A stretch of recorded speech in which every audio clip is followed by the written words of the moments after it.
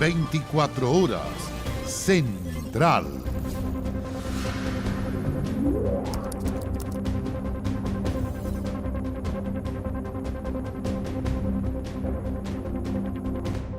Ya volvemos con 24 horas. Buenas noches, bienvenidos, bienvenidas a las noticias. Por sexta vez, el Congreso aprobó renovar el estado de excepción en la Araucanía y parte del Biobío, que se extenderá hasta el 15 de septiembre. Claro, la discusión estuvo marcada por los dichos de Héctor Yaitul y la posición del gobierno, que reiteró que es el Ministerio Público el que debe actuar. El actual estado de excepción finaliza el 30 de agosto, pero el gobierno ya aseguró la presencia militar en la Araucanía y parte del Biobío hasta el próximo 15 de septiembre. Es la sexta vez que se decide prorrogar la medida, la que de acuerdo a las cifras entregadas por la ministra Siches ha sido exitosa y va en paralelo al plan Buen Vivir. Gracias al propio estado de excepción constitucional se ha podido trabajar en camino, se ha podido llevar equipamiento. Estamos en toda la disposición de trabajar con las autoridades ancestrales de las zonas, con los loncos, con las comunidades pacíficas para dar cuenta de que este es el camino. Este es el camino. Aunque hubo un desmarque de algunos diputados comunistas y del Frente Amplio, finalmente la medida fue respaldada por 107 votos a favor, 18 en contra y 4 abstenciones. No voy a apoyar el estado de emergencia o el estado de excepción constitucional porque ustedes continúan haciéndolo acotado y porque siguen sin hacerse cargo del principal problema que se llama Héctor Yaitul. Quizás, de hecho, la razón por la que culpan constantemente a este gobierno por no disparar solo balas, es la misma razón por la que ustedes lo hicieron tan mal, porque creen que las cosas se solucionan de formas tan básicas como simplemente tirar balas. En el Senado, la prórroga fue aprobada por 33 votos a favor y una abstención. Ahora quedó lista para ser publicada en el Diario Oficial. La discusión estuvo marcada también por los dichos de Héctor Yaitul sobre la participación de la CAM en el robo de madera. A través de un escrito, el Ministerio del Interior reiteró que las palabras del comunero van en la misma línea que las anteriores y podrían ser constitutivas de delito. Aclararon además que la extensión de la querella, presentada el 28 de julio, habilita al Ministerio Público para investigar declaraciones pasadas, presentes y futuras. El Ministerio Público tiene esas querellas agregadas, las tiene también en proceso de investigación, están las diligencias decretadas y nosotros esperamos que la persecución penal en ese ámbito también lleve a cabo todas las diligencias decretadas y todas las diligencias que fueron pedidas. Yo creo que seguir pasándose la pelota entre el Ejecutivo, en este caso la Fiscalía, yo creo que el momento que los actores políticos y las personas que tienen los poderes de decisión, principalmente en temas de seguridad, empiezan a actuar. Y eso es dejar de responsabilizarse unos con otros, sino que cada uno haga su labor. Más al sur, este miércoles, el subsecretario Monsalve llegó hasta la región de Los Ríos. Allí reiteró que no se decretará estado de excepción para esa zona, pero sí que aumentarán los controles con 3 puntos fijos y 12 aleatorios, además de invertir 1.850 millones de pesos en seguridad y reforzar la zona con 30 carabineros, 3 vehículos y 6 motos policiales. Estamos conformes con las informaciones que se nos han entregado. Nos alegra muchísimo el aumento de dotación. Ya nos habían aumentado 30 efectivos, ahora vamos a llegar a 60 para los puntos de control. Si es necesario aplicar el estado de excepción, hay que hacerlo a la brevedad. Pero hoy día por ejemplo? No, en este minuto yo creo que han dado las explicaciones.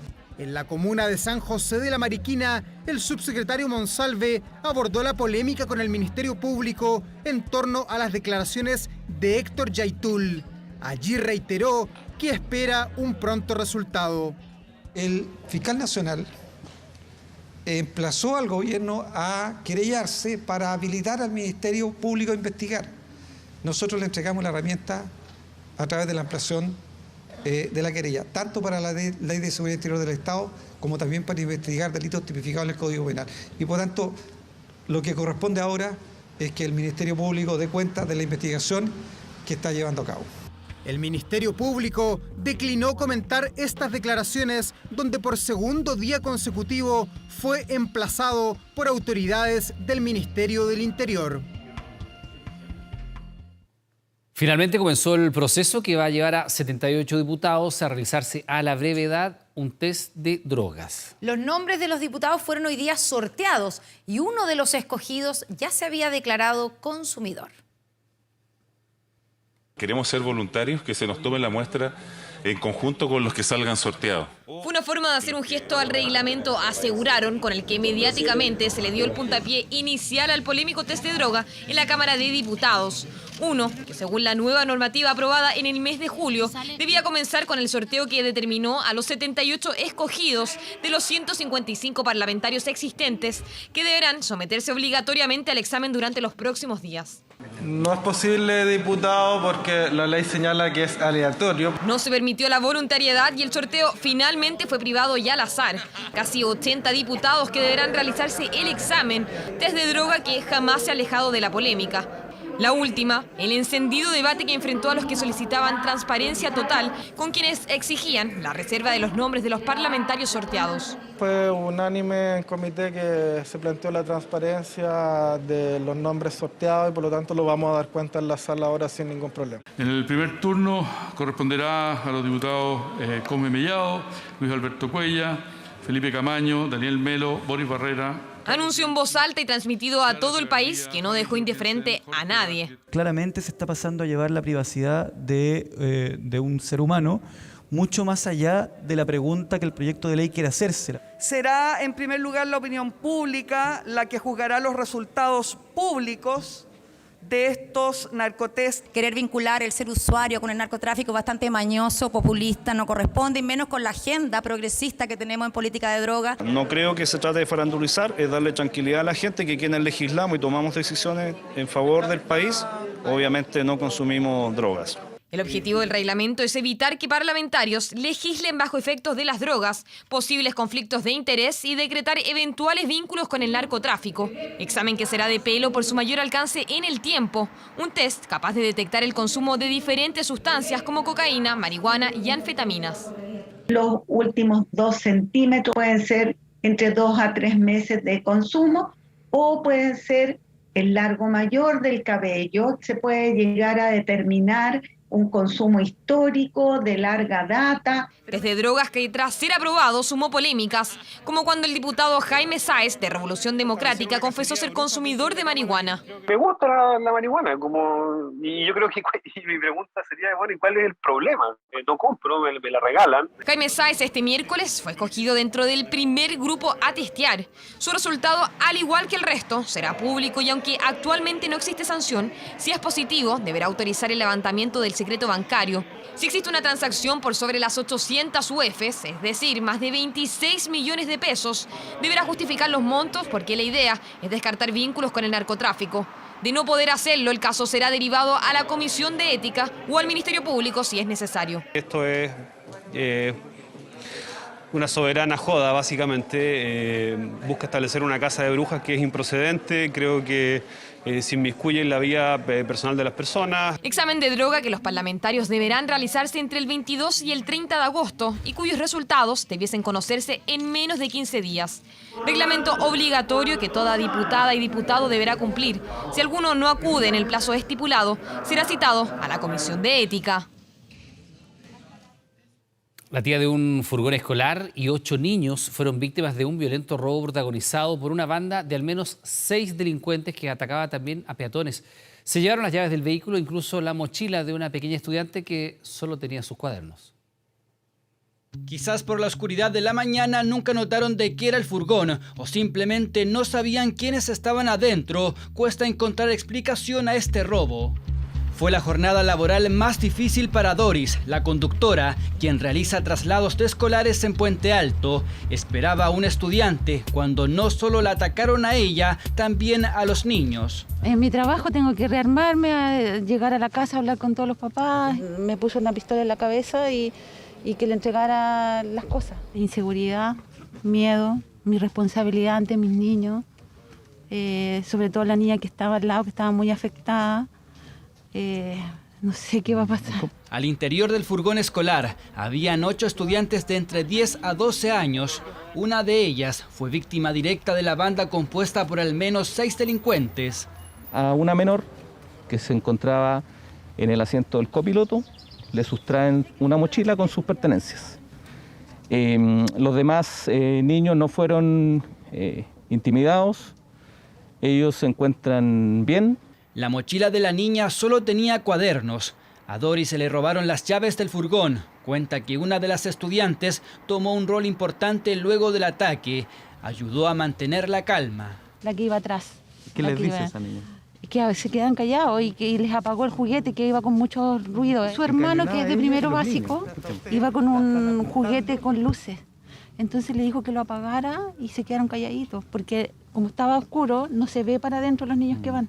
En mayo, una conductora y 6 estudiantes también fueron víctimas de un asalto, pero en Lampa. Esa vez, los delincuentes se llevaron el furgón escolar. Según expertos, los padres deben estar pendientes del impacto psicológico que puedan sufrir los niños. Es importante observar si existen sintomatología angustiosa, ansiosa, problemas al dormir, pesadillas, problemas de alimentación, todo tipo de cambios que se manifiesten en ellos y ellas, y que los padres están dándose cuenta de que es producto de este atraco, de esta situación estresante. El asalto ocurrió en calle La Serena con Cerro Tronador en Villa Los Aromos, un sector residencial. Sus vecinos acusan abandono. Un tiempo aquí estuvimos robando mucho, se dejaban autos tirados, asaltaban a las vecinas llegando a la esquina. La verdad es que ya no damos más, o sea, no es seguro salir ni siquiera a tomar micro, a comprar pan, absolutamente nada. Según los antecedentes, la banda habría asaltado segundos antes a una mujer que esperaba locomoción en un paradero. Luego caminaron hacia el furgón escolar. La policía investiga los delitos de robo con intimidación. Esta es una muestra más de que los delincuentes han perdido completamente los límites. Es inaceptable. Y por eso tenemos que terminar de una vez por todas con el sistema garantista que ha sembrado impunidad, le ha dado derechos a los delincuentes y se ha olvidado completamente de las víctimas. Doris se lleva 25 años trabajando en furgones escolares. Nunca había vivido un episodio similar. Dice que esto influirá en su día a día, aunque por ahora seguirá trasladando a niños. Mientras tanto, la policía busca a la banda. Los altos niveles de inflación amenazan con aumentar la pobreza en nuestro país. Unas 200.000 personas podrían caer a esta condición, principalmente por el alza en el precio de los alimentos. Según el Ministerio de Desarrollo Social, el 84% de los productos de la canasta básica subieron su valor durante el mes de julio. Todo subió, pues yo antes venía con 20.000 pesos y llegaba con 5.000.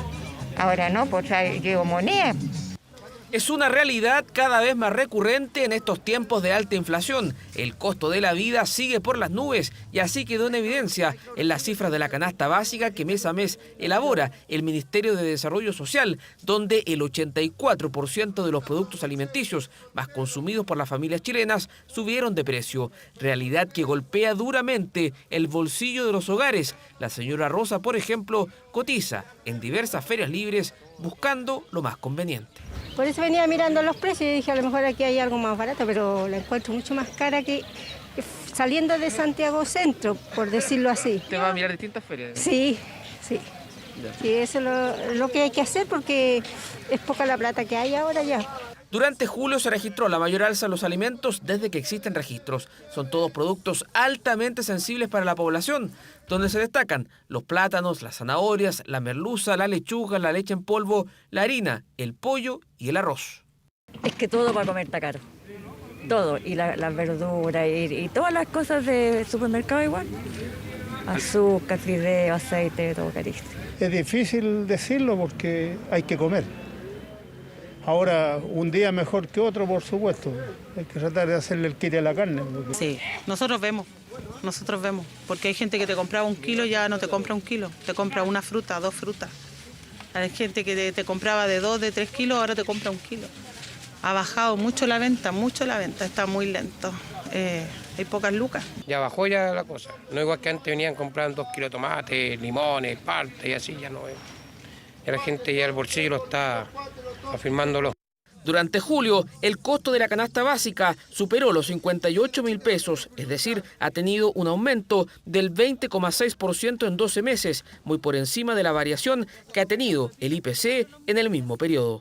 Como gobierno estamos conscientes del alza en el costo de la vida y en el precio de los alimentos y por eso hemos implementado una batería de apoyos estatales, tales como el subsidio a la canasta básica familiar y el reciente bono extraordinario Chile Apoya Invierno.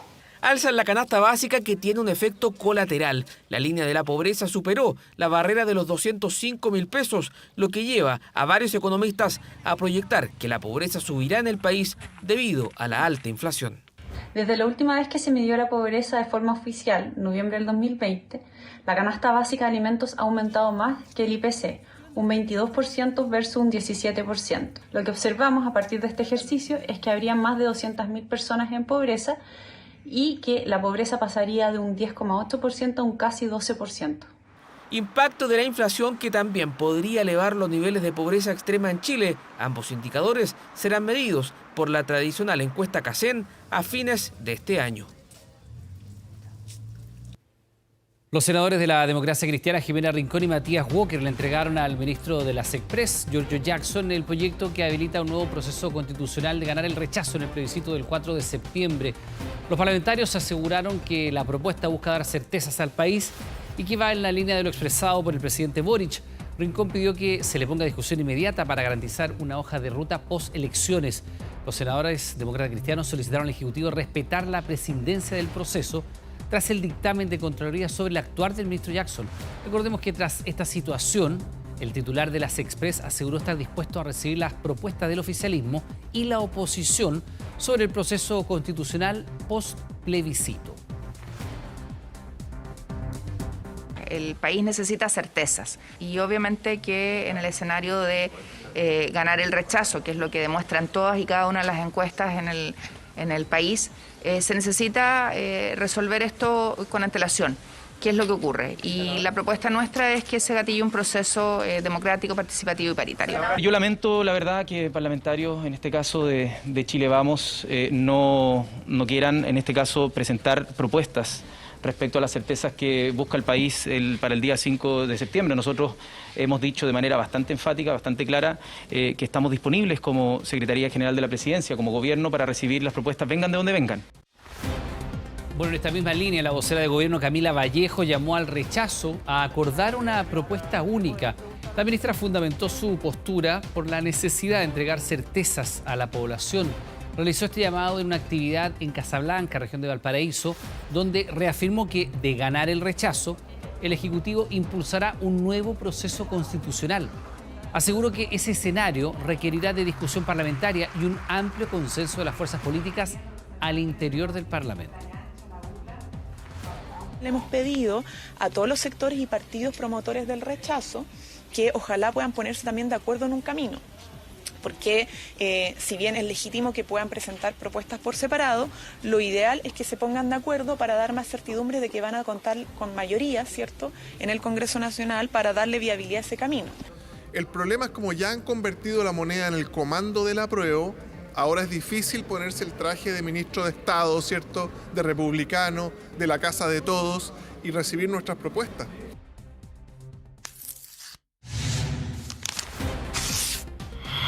Camino al plebiscito. El capítulo 8 de la propuesta de nueva Constitución consagra el Poder Ejecutivo y en este también se establece un régimen presidencial, pero no tal y como lo conocemos hoy. Para entrar en este tema, en el Poder Ejecutivo, capítulo 8, estamos con Nicolás Vial como todos los días, aquí en Camino al Plebiscito. Nicolás, ¿cómo estás? Buenas noches. Muy bien, ¿qué tal, Connie? ¿Cómo están? Muy buenas noches. Vamos a hablar justamente del Poder Ejecutivo. Connie, donde hubo bastante discusión en su minuto al inicio de la Convención Constitucional, cuando se hablaba de este presidencialismo atenuado, ¿no? Facultades, menos facultades. Hay quienes querían y postulaban que nos cambiáramos a un sistema parlamentario o semiparlamentario. Recordemos eso también, que vamos a estar hablando también del sistema político en otras ediciones de Camino al Plebiscito, pero concentrémonos en esta ocasión con el Poder Ejecutivo, la presidenta o el presidente, y vamos con la gráfica, los requisitos. Y aquí vamos a hacer la comparación con la actual Constitución y con la propuesta de nueva Constitución. En la Constitución vigente, los requisitos son 2 requisitos. Nacionalidad chilena y los requisitos que nos concentramos, digamos. Nacionalidad chilena y 35 años. En la propuesta de nueva Constitución, artículo 280, se mantiene la nacionalidad chilena, pero hay una diferencia. 30 años. Se reduce en 5 años el requisito de edad para poder ser presidente o presidenta de la República.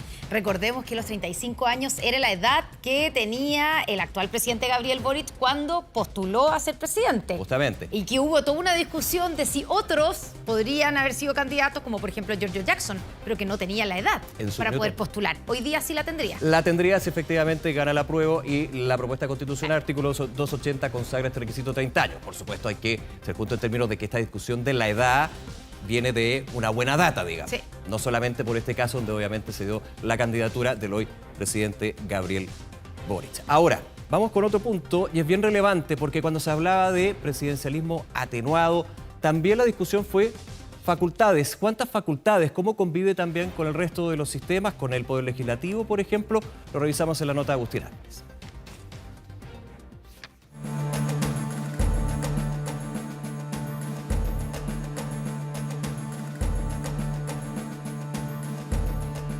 Ciudadanos han ejercido el máximo cargo de elección popular, el de presidente o presidenta de la República, figura cuyas atribuciones y características están consagradas en la propuesta constitucional, en donde se habla de un presidencialismo como en la actualidad. La diferencia, sin embargo, radica en los niveles de poder y competencias que concentraría el mandatario. ¿Se le quita facultades al presidente?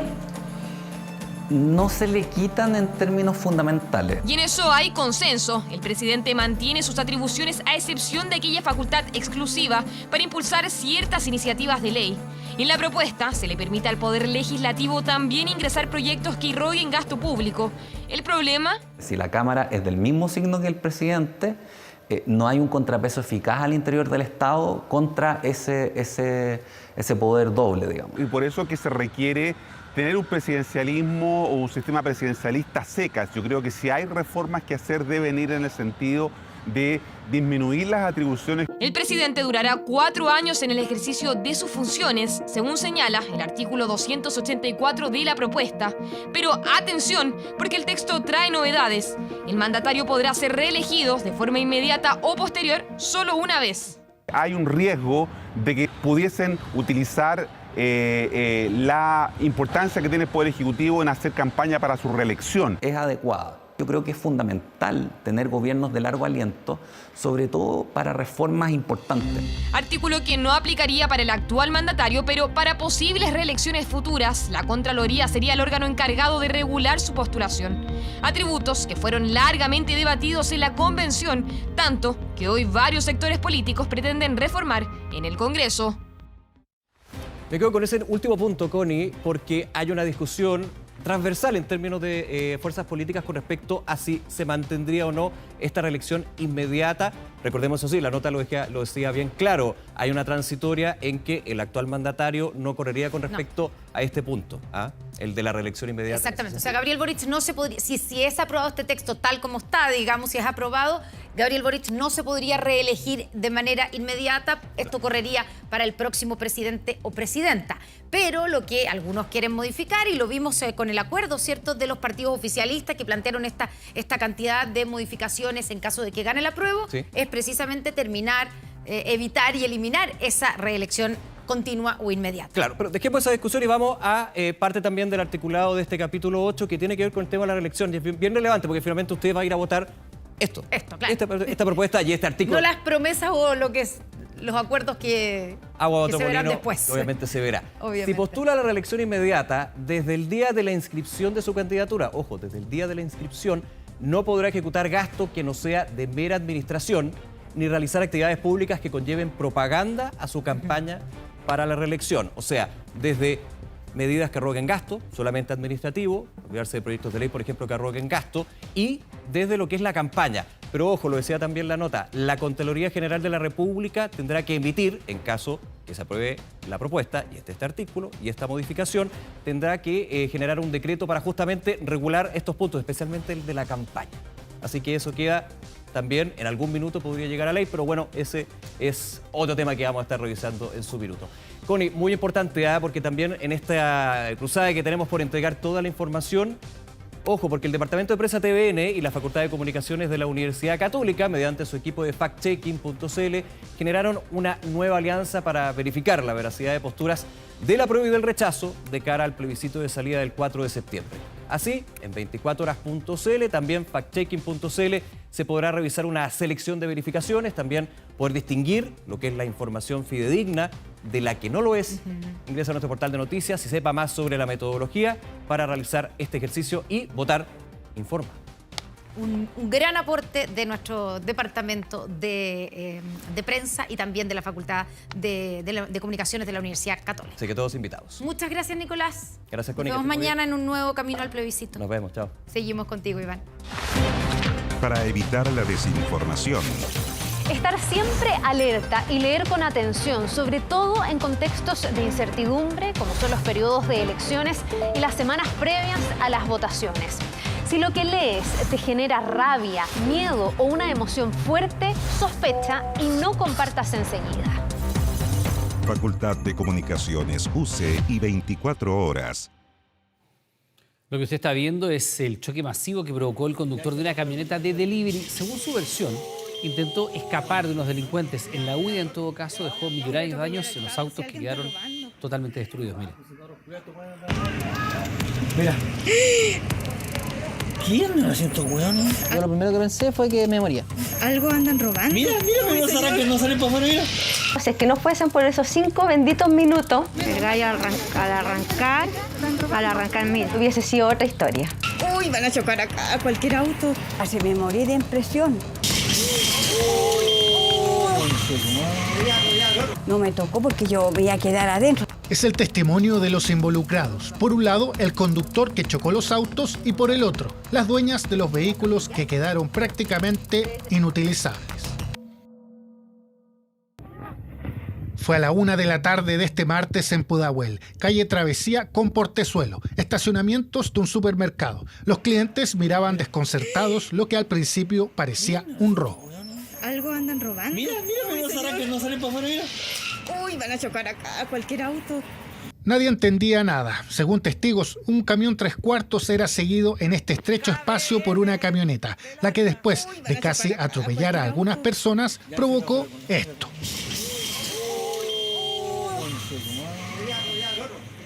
Quiere atropellar al cabro si alguien está robando. Este matrimonio es uno de los dueños de los autos impactados. Recién, hace solo unos minutos, lo habían estacionado para ir a comprar. Gracias a Dios que no me tocó porque yo me iba a quedar adentro. Tengo esa manía de quedarme en los autos. Y mi marido me dijo, no, vamos nomás. Y fui, o si no estaría muerto hasta ahora. Nosotros no nos pasó nada. Menos mal que lo acompañó a comprar. Y me acompañó a comprar ella, entonces por ese lado, tranquilo. Historia parecida es la que vivió Sadi con su hija de 4 años. Pasé a comprar al supermercado un par de cosas y cuando salí, creo que fueron 5 minutos cuando ya estaba todo el tema, todo el accidente. Todo terminó cuando la camioneta impactó a un local de sushi. Al conductor lo habrían intentado asaltar. Al menos eso denunció a Carabineros. Se percata de que hay 4 individuos que están mirando al interior de su camioneta, una Mahindra color blanco, y a raíz de esto los procede a increpar. Ante esto se origina una trifulca. Y él es quien manejaba la camioneta. Tiene 27 años y trabaja en una empresa de delivery externa del supermercado. Dice que fueron 3 los hombres que lo intentaron asaltar con cuchillos. En ese momento pensé que me moría. Yo, para resguardarme un poco más, me subo a la camioneta. Al subirme a la camioneta, el delincuente que andaba con un bastón le pega al parabrisas. Los vidrios saltan y me llegan en los ojos. Asegura que estaba en shock y que solo quería escapar. Esta fue su explicación sobre el choque que le provocó a 4 autos. Me doy otra vuelta y pierdo el control del vehículo porque no podía ver bien porque tenía los ojos con vidrio y choco un vehículo. Al chocar ese vehículo tuve, sin mi intención, arrastré otros vehículos. Las personas que casi atropella serían los presuntos delincuentes, que al final huyeron en el camión y hasta ahora no se sabe nada de ellos. Según el conductor, en el Suchi lo confundieron con los asaltantes y lo golpearon. Ahora, más claras las cosas, igual deberá responder por los daños a los otros vehículos. Yo entiendo que a lo mejor es algo que les costó tener, pero es algo material. Yo tengo seguro y espero que mi seguro se haga cargo de esto. No estamos a la deriva, no sabemos quién va a responder, si el seguro de ellos, no tenemos incertidumbre sobre eso. Este matrimonio forma parte del 60% de las personas del parque automotriz que no tiene seguro por daños propios. Si no le responde el responsable, deberán gastar de su bolsillo por un abogado. Ahora, los que no tienen seguro van a tener que realizar acciones civiles. En definitiva, la persona que no tiene seguro va a tener que correr de cuenta propia con sus gastos. Al menos el conductor dice que el seguro de la camioneta de su empresa va a responder. Lo de este martes está en investigación. De momento es un presunto intento de asalto que terminó con un choque masivo. Después de más de 30 horas, Metro de Santiago logró restablecer el servicio en las 5 estaciones que estuvieron cerradas en la línea 2 por el descarrilamiento de un tren mientras realizaba maniobras de estacionamiento. Debido a la contingencia, se activó un plan de transporte con buses de apoyo para trasladar a los pasajeros. Personal del Metro logró mover el tren, reparó las vías y verificó el sistema. Así, a las 17:30 horas de hoy, anunció la apertura de las estaciones Cementerios, Einstein, Dorsal, Zapadores y Vespucio Norte.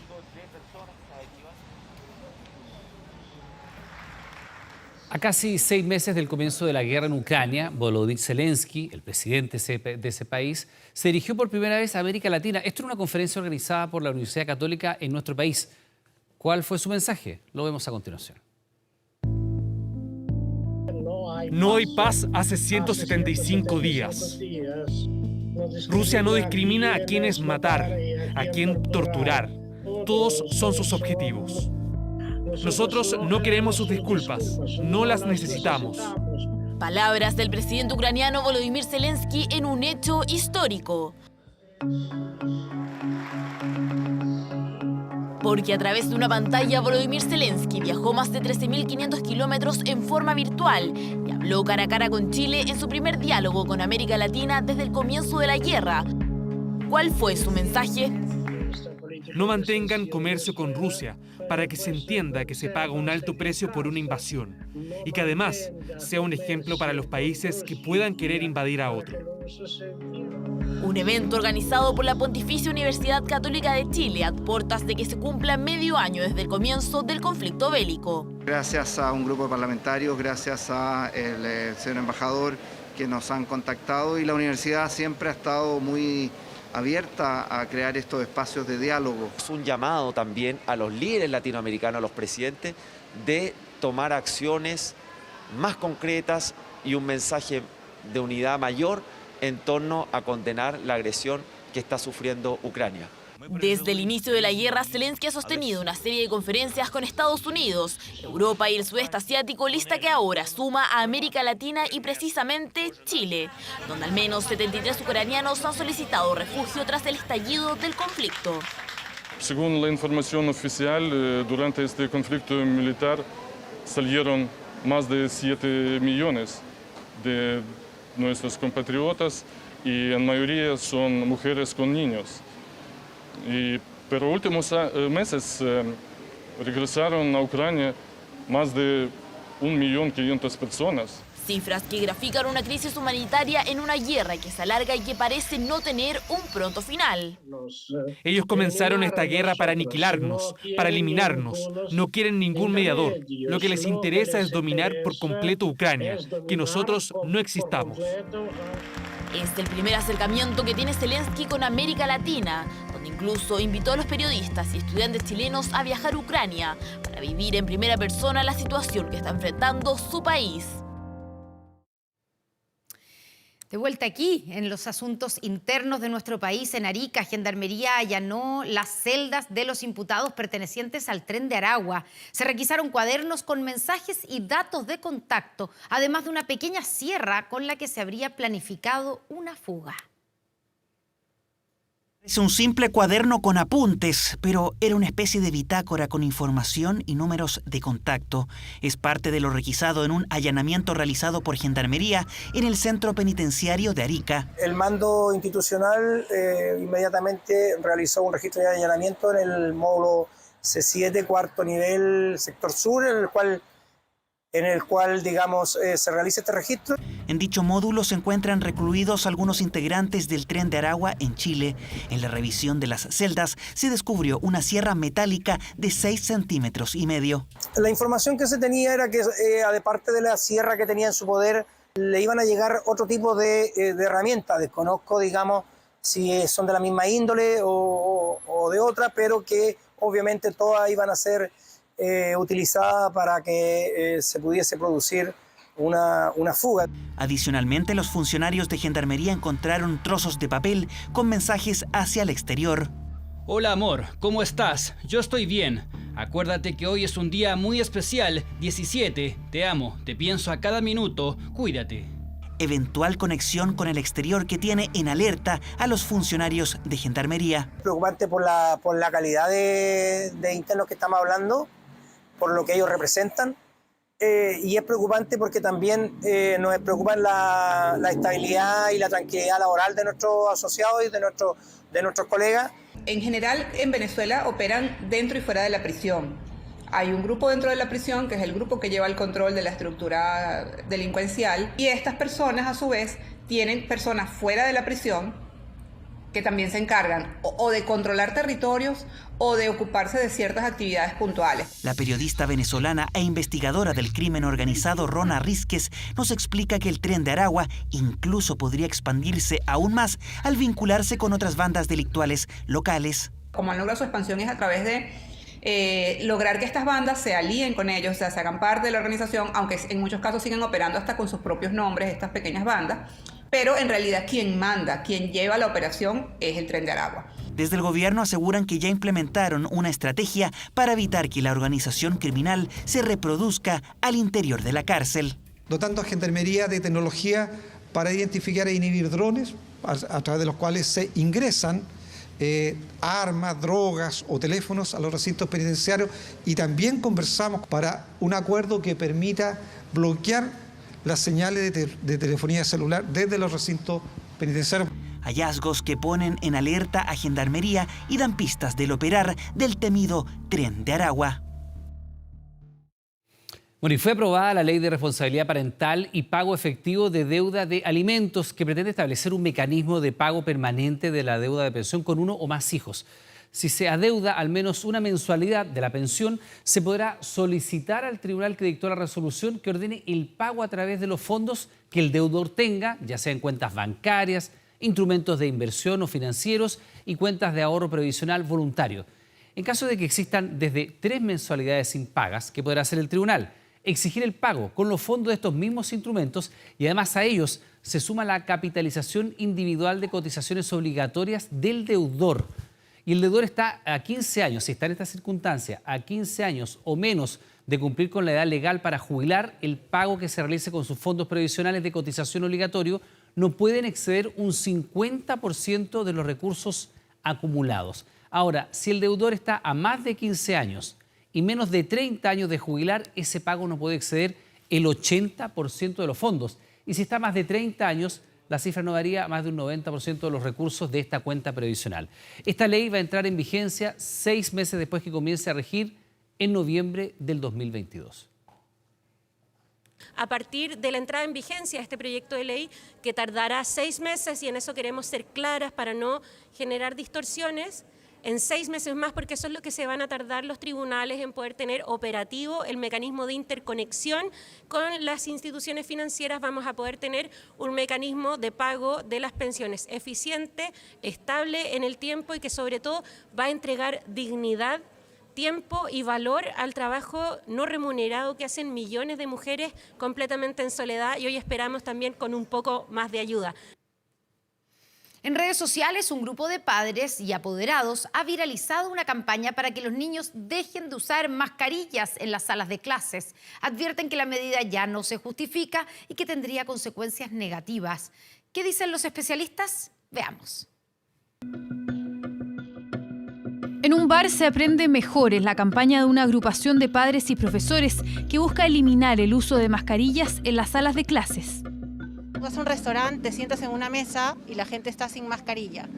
Vas a un aula, cada uno tiene su escritorio, su lugar y todos tienen que usar mascarilla, entonces es un poco contradictorio. Mi hija tiene 5 años y todavía está usando mascarilla. Los menores de 5 no están ocupando, pero de 5 para arriba están ocupando y me parece que está bien todavía. Me da la sensación de que ya pasó un momento, un periodo, y tengo una hija chica y yo creo que es importante que a lo menos durante algún momento del día puedan respirar aire normal. Si hay coronavirus y no tenemos la mascarilla, nos podemos contagiar y todos estaremos en la casa. Hay a veces que me incomoda un poco la mascarilla, o sea, siendo como si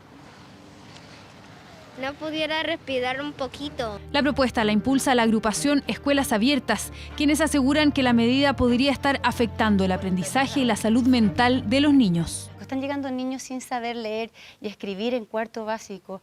Necesitan poder ver la modulación de la profesora por su proceso de lectoescritura y vemos niños tímidos en que se esconden detrás de la mascarilla finalmente y no solo en el área de aprendizaje, sino que en su completo desarrollo integral. Poder tener ese vínculo con el profesor, poder reconocer a sus profesores, poder reconocer a sus compañeros. Según cifras del DEIS, hay más de 154.000 niños entre 3 y 5 años que aún no reciben su primera dosis de refuerzo. Para el grupo de entre 6 y 11 años, esa cifra llega a casi 400.000 y desde los 12 a los 17 años a más de 233.000 adolescentes rezagados en su dosis de refuerzo. En total, más de 787.000 niños en edad escolar que están sin protección contra el virus. El 1 de agosto se dio inicio al proceso de vacunación de cuarta dosis en menores de 6 a 11 años. De los 167.000 niños y niñas aptas para vacunarse, el 92% no se ha ido a vacunar, a pesar de estar disponible según el calendario de vacunación. Los especialistas plantean que para tomar una decisión como eliminar la mascarilla en las salas se deben evaluar varios factores: vacunación, distanciamiento y circulación viral.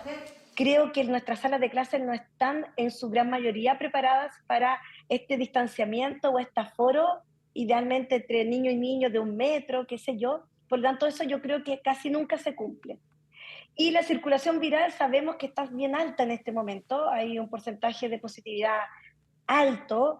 Creo que no es el momento por ese lado, por el lado de riesgo de contagio. Y aunque los expertos no descartan evaluar la decisión más adelante, eliminar el tapabocas en los colegios es algo que el gobierno ha descartado por ahora. Y elementos científicamente comprobados que la mascarilla es una primaria y muy segura barrera, ¿cierto?, para el contagio, con Omicron y estas variantes que son muy contagiosas. Lo que sí confirmó la autoridad sanitaria fue la 5ª dosis, que estará disponible antes de fin de año para los grupos de riesgo. Vamos a tener una nueva dosis de refuerzo. ¿Cuándo? Este año. De todas maneras, este año es un compromiso que vamos a tener una nueva dosis de refuerzo. Esta tercera dosis de refuerzo será una vacuna bivalente. ¿Qué significa? O sea, va a tener la cepa o variante original, por así decirlo, y va a incorporar a la variante Omicron. Y yo creo que eso es de mayor importancia, porque obviamente que la respuesta inmunológica que se va a lograr va a ser, digamos, de mayor protección. Lo que aún no ha sido comunicado es si este nuevo refuerzo se ampliará para toda la población o se enfocará en pacientes inmunodeprimidos con comorbilidades y funcionarios de la salud. El tenor español Plácido Domingo está por estos días en el centro de la polémica por un supuesto vínculo con la llamada secta del horror, la cual fue desmantelada en Argentina esta semana y que ofrecía servicios de prostitución para clientes VIP. Hace un par de años el tenor tuvo casos de acoso sexual en Estados Unidos. Lo que van a escuchar ahora ustedes es un diálogo entre una tal Mendy, ahora les vamos a contar en este organigrama, hablando directamente con Plácido Domingo. Escuchen. Venimos separados, ¿no? Y ya después, pues como están en el mismo piso y todo, yo ya te digo, yo estoy en el 500, ¿qué es? 500... No me mandes a la de otro, por favor. Sí, no, por favor, no. Las risas y la conversación del tenor de 81 años con una de las operadoras de la organización criminal, conocida como la Secta del Horror, ha conmocionado a los medios en Argentina, en donde ese grupo criminal fue desmantelado durante los últimos días.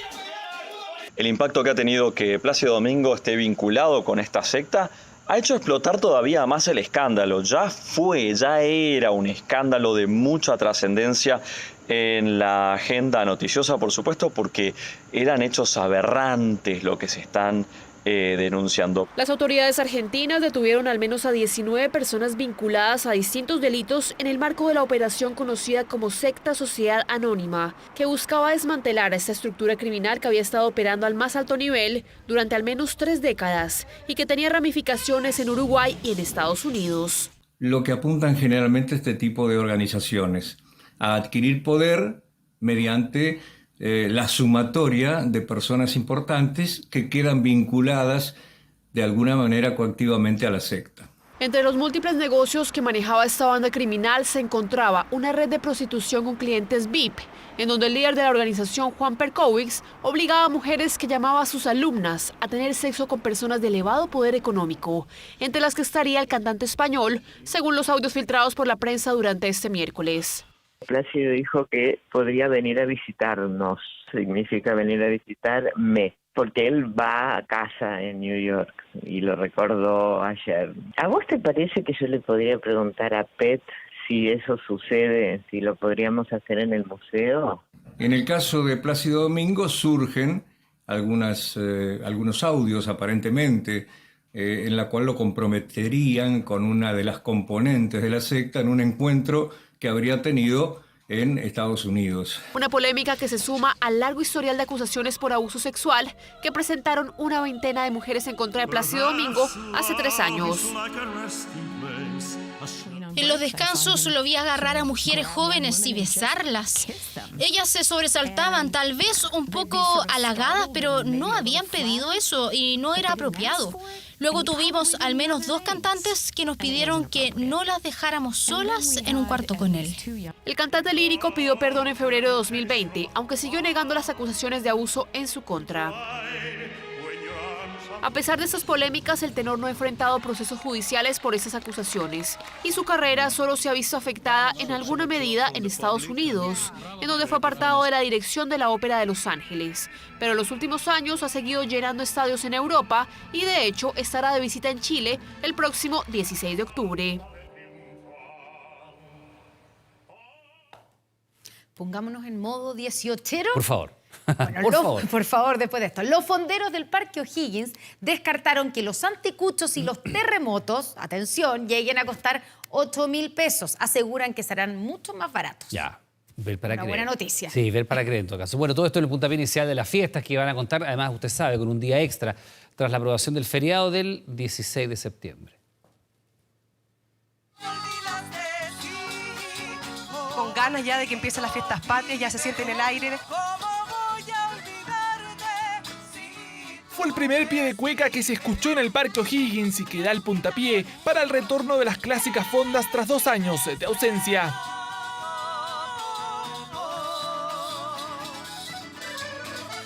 Ansiamos volver con estos 2 años de tristeza, que es toda nuestra tradición, es el orgullo de nuestro país. Imagínate, más de 150 años el Parque O'Higgins. Yo creo que todo el mundo viene con las pilas cargaditas.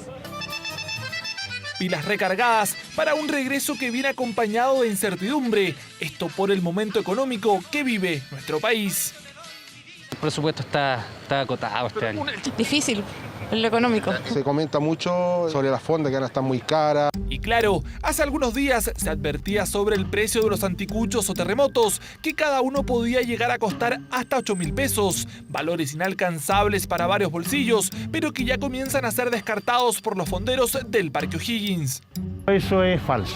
Nosotros venimos con muy buenos precios, la gente se va a sorprender y la gente lo va a disfrutar. Ellos hablaban de 8.000 pesos un terremoto, yo creo que por ese dinero la gente va a poder conseguir 2 terremotos este año.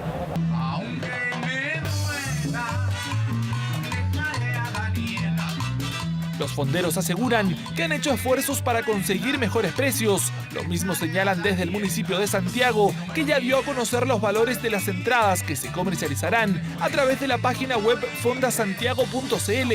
Durante lo que queda de agosto será de 5.000 pesos, del 1 al 12 de septiembre subirá 1.000 pesos y para los últimos días costará 7.000 pesos.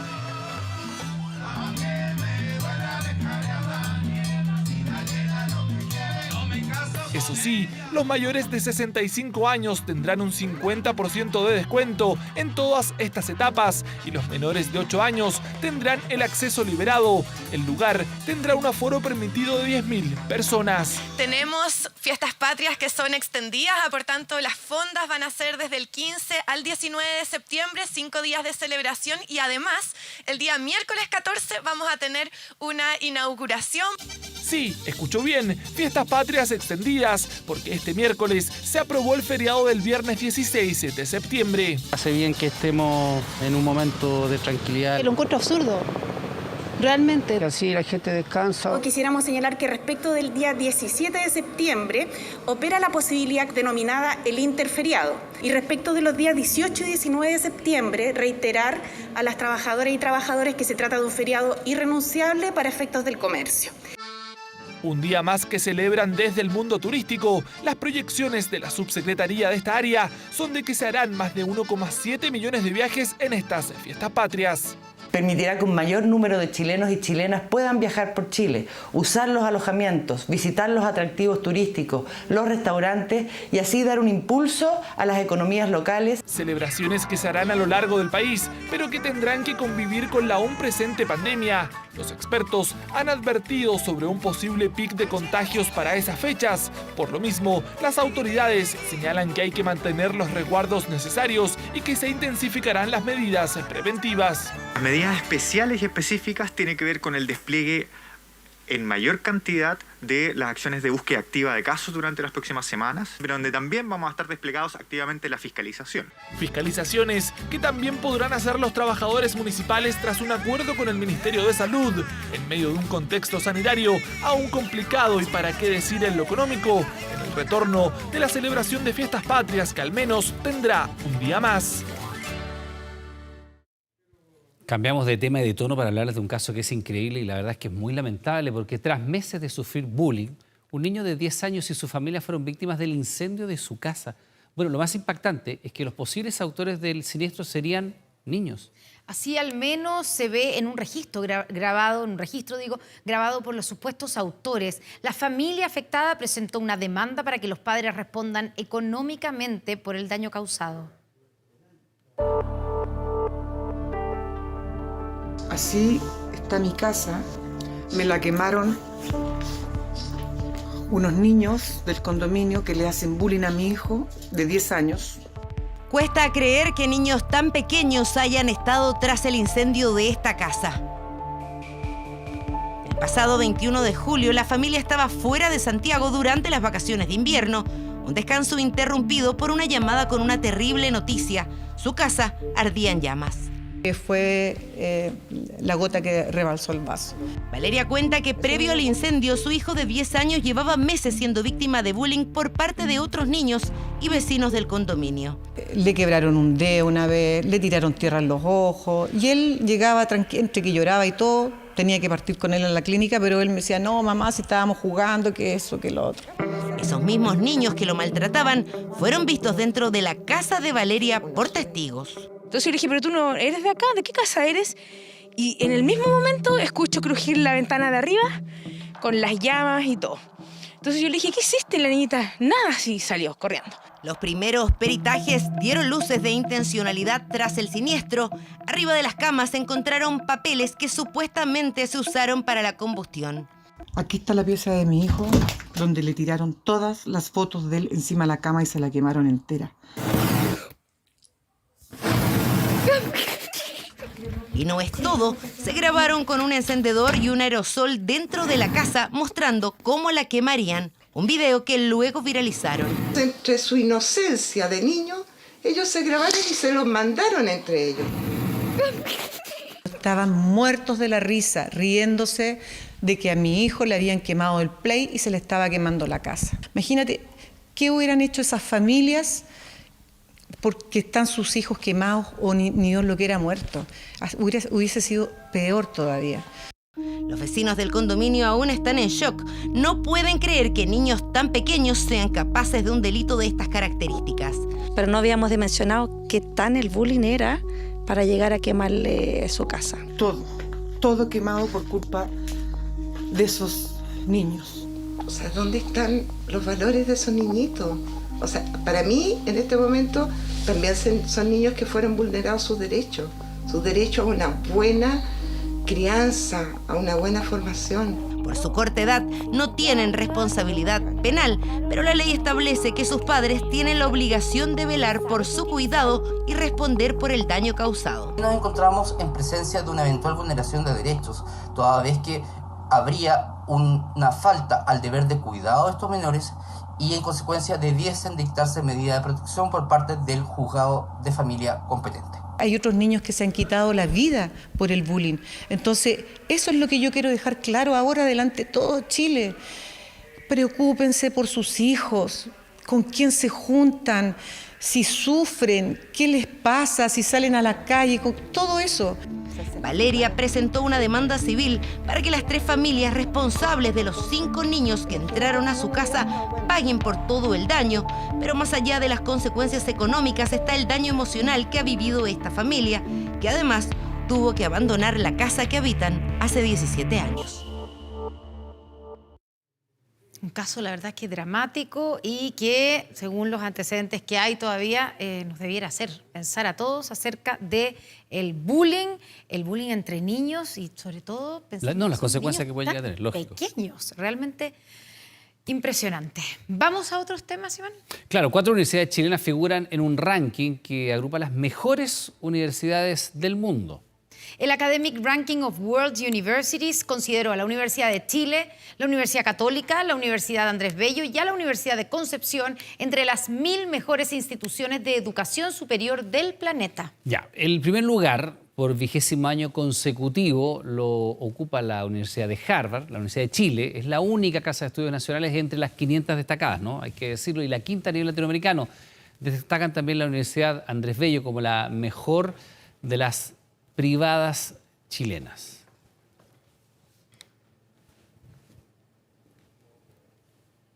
Denuncian la aparición de nuevas grietas en las inmediaciones del gigantesco socavón de Tierra Amarilla. ¿Te acuerdas que lo mostramos la semana pasada? Sí, pudimos grabar incluso dentro del mismo. La Superintendencia del Medio Ambiente, en tanto, dictó 6 medidas urgentes contra la minera Ojos del Salado, que estaría realizando una sobreextracción de material. Su preocupación por la presencia de grietas que forman un círculo a unos 200 metros del socavón de Tierra Amarilla manifestó el alcalde de la comuna, quien dijo temer que se produzca un nuevo derrumbe. A la cercanía del socavón logramos evidenciar cómo se ha formado un círculo de grietas alrededor de la tierra, la cual además estaría hundiéndose, lo cual nos daría indicio de que un evento similar al socavón podría ocurrir. Desconocemos cuáles sean las causas y si es que está ligado a alguno de los caserones de la minera. No hemos tenido información al respecto. Fuentes cercanas a los trabajos que se realizan en la mina Alcaparrosa señalan que esas grietas están ahí desde que se produjo el socavón y que si bien fueron demarcadas con conos de advertencia, no han aumentado ni cambiado de tamaño desde entonces. En tanto, se encuentra vigente el pronunciamiento de la Superintendencia de Medio Ambiente, que efectúa una investigación coordinada con el Ministerio de Minería, el Servicio Nacional de Geología y Minas y la Dirección General de Aguas. En relación al socavón de Tierra Amarilla, la etapa indagatoria de investigación de la Superintendencia de Medio Ambiente revela que preliminarmente esto estaría vinculado a un tema de sobreextracción de mineral por parte de la empresa, que habría generado afloramiento de aguas que no han sido manejadas adecuadamente. La Superintendencia ordenó 6 medidas urgentes y transitorias que incluyen estudios de suelo y de aguas para analizar la estabilidad del terreno y así enfrentar posibles riesgos ambientales. Al mismo tiempo, se espera dilucidar si lo ocurrido con el agua ha afectado o no al acuífero del río Copiapó. Este es un caso prioritario para la Superintendencia del Medio Ambiente. Cada día aparecen nuevos antecedentes, por lo cual no descartamos dictar nuevas medidas en contra de la empresa. Por su parte, el diputado por Atacama, Cristian Tapia, señaló que avanza en la Cámara la propuesta de formar una comisión investigadora para analizar lo ocurrido en Tierra Amarilla, cuestión que ya había adelantado durante su visita a la mina la semana pasada. Porque esto no es normal lo que está pasando. Y mediante eso, con todo lo que yo vi, todo lo que conozco de Tierra Amarilla, toda la gente que está enferma, las contaminaciones, los recursos que generan, los recursos que se han llevado, voy a iniciar un proceso. Lógicamente, una de las primeras sesiones tiene que ser acá en Tierra Amarilla. Este jueves sesionará en el Ministerio de Minería la mesa interministerial que analiza lo ocurrido y tomará medidas para evitar perjuicios, en especial a los habitantes de Tierra Amarilla. Son las 10 de la noche en punto. Les recordamos que a partir de este momento Televisión Nacional de Chile está autorizada a transmitir programas para mayores de 18 años.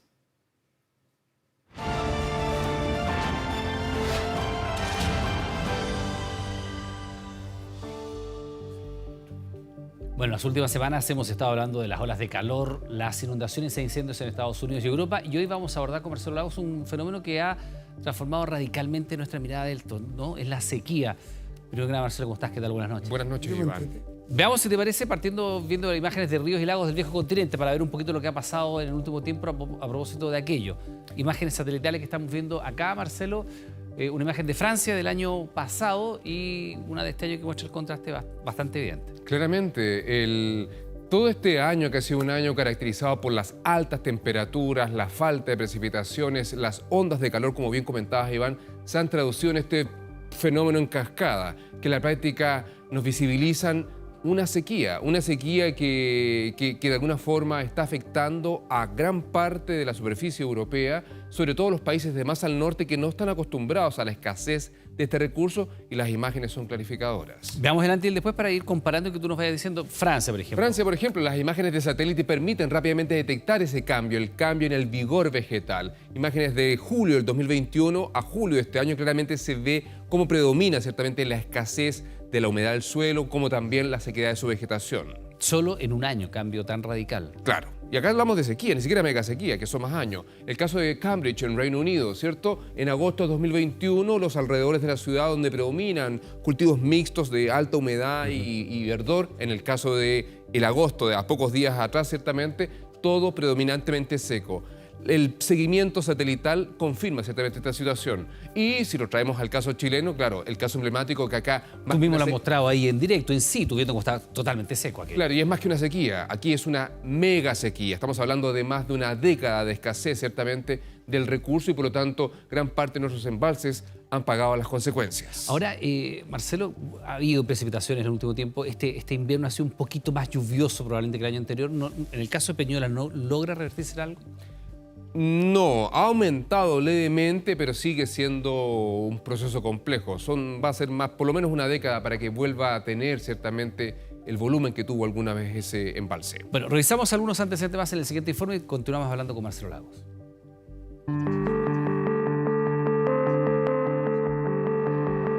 Día a día crece la preocupación por falta de agua en el mundo, un fenómeno que desencadena que las sequías sean cada vez más frecuentes y severas. En Alemania, la falta de agua en ríos y lagos ha dejado al descubierto lo que se conoce como piedras del hambre, rocas que tienen escritas advertencias por el peligro de hambrunas frente a los bajos niveles hídricos. Actualmente tenemos niveles bajos de agua que probablemente van a seguir disminuyendo. Hay pronosticadas lluvias la próxima semana y eso puede ayudar a que el nivel del agua suba. Más de 1.400 millones de personas se han visto afectadas por la sequía mundial y Europa ha sido especialmente golpeada. El Rin, uno de los ríos más importantes del viejo continente, inquieta a los expertos por los bajos niveles de sus aguas, que amenaza a las fábricas de Alemania que lo utilizan como ruta de transporte. No hay prohibición en navegar en aguas bajas, pero los barcos que están en la parte central del Rin han tenido que moverse al sur por los niveles bajo los 40 centímetros. Según los expertos, las sequías han aumentado en casi un 30% en número y duración durante las últimas 2 décadas, un fenómeno ligado principalmente a la emergencia climática. Sin embargo, el mal uso y la mala distribución de los caudales también es un factor determinante frente a los bajos niveles del agua. Bueno, los culpables somos nosotros a través de las demandas no controladas, o hay estructuralmente un problema del clima que es distinto. Y la respuesta no es única y dependerá del caso de estudio. Este escenario tiene a los granjeros del sur de Francia buscando nuevas alternativas para cultivar y poder aprovechar el agua al máximo. Ahora cultivamos sorgo, que es una nueva forma de pensar en la agricultura.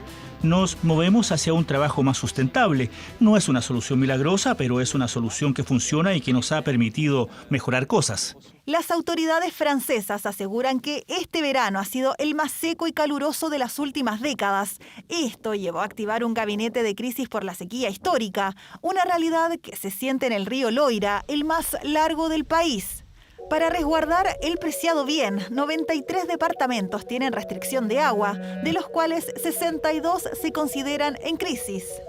Muchas de estas medidas que parecen acotadas, como de emergencia, de alguna manera le transmiten a la población los alcances y la magnitud del problema. Sequía que también afecta al lago más grande de Italia, el Garda. Según la prensa local, sus aguas han caído en el nivel más bajo del que se tenga registro, lo que ha provocado la aparición de rocas sumergidas en un país que vive su peor sequía en 70 años. La falta de agua también ha causado estragos en nuestro país. Según expertos, el 72% de la superficie chilena sufre sequía de algún grado.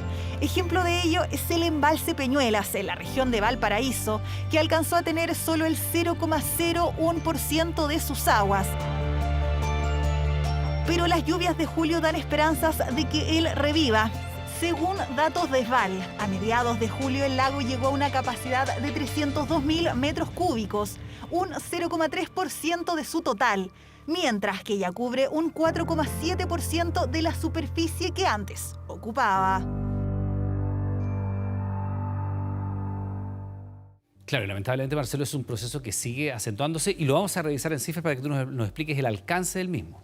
Hay que recordar que en el planeta hoy día somos cerca de 8.000 millones de habitantes y estamos hablando de que 2.200 millones de personas no tienen acceso a agua potable. De 10 personas, 3 no conocen directamente acerca del acceso al agua potable. Y eso evidentemente es un problema sustantivo de desarrollo en nuestra sociedad.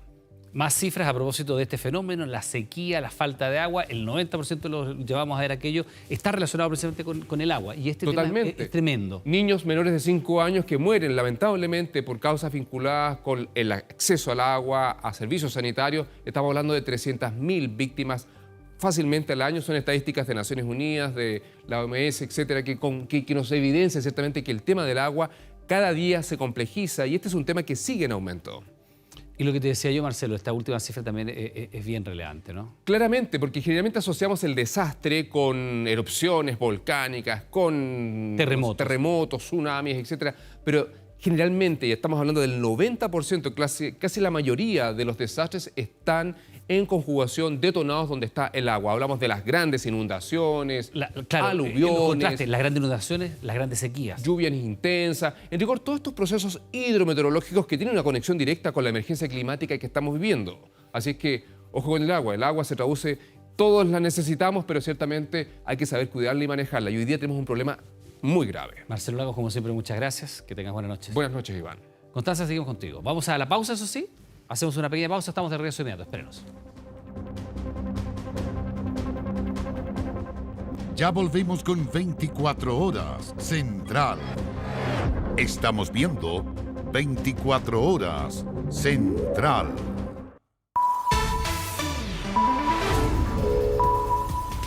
Ahora. Bien, pues de regreso en 24 horas para contarle de este movimiento telúrico que se sintió aproximadamente hace 1 minuto y medio, 2 minutos atrás. Revisando, por supuesto, lo que entrega sismología, de momento no hay una confirmación de la magnitud o intensidad de este movimiento, pero Constanza, por lo que nosotros estábamos acá en el estudio, probablemente un poquito más de 5 o por ahí, ¿no? Eso es lo que, digamos, con la experiencia que uno estimativamente tiene, muy estimativo, porque no hay información todavía en sismología, lo habrá en cualquier momento, obviamente, pero aquí, claro, acá en el estudio uno siente y uno puede ver cómo va subiendo la intensidad por el movimiento de los focos. Partió como un temblor suave y después de unos segundos empezó a tener una mayor intensidad y eso aquí por lo menos se reflejó con el movimiento y con el sonido de los focos que están en el techo del estudio.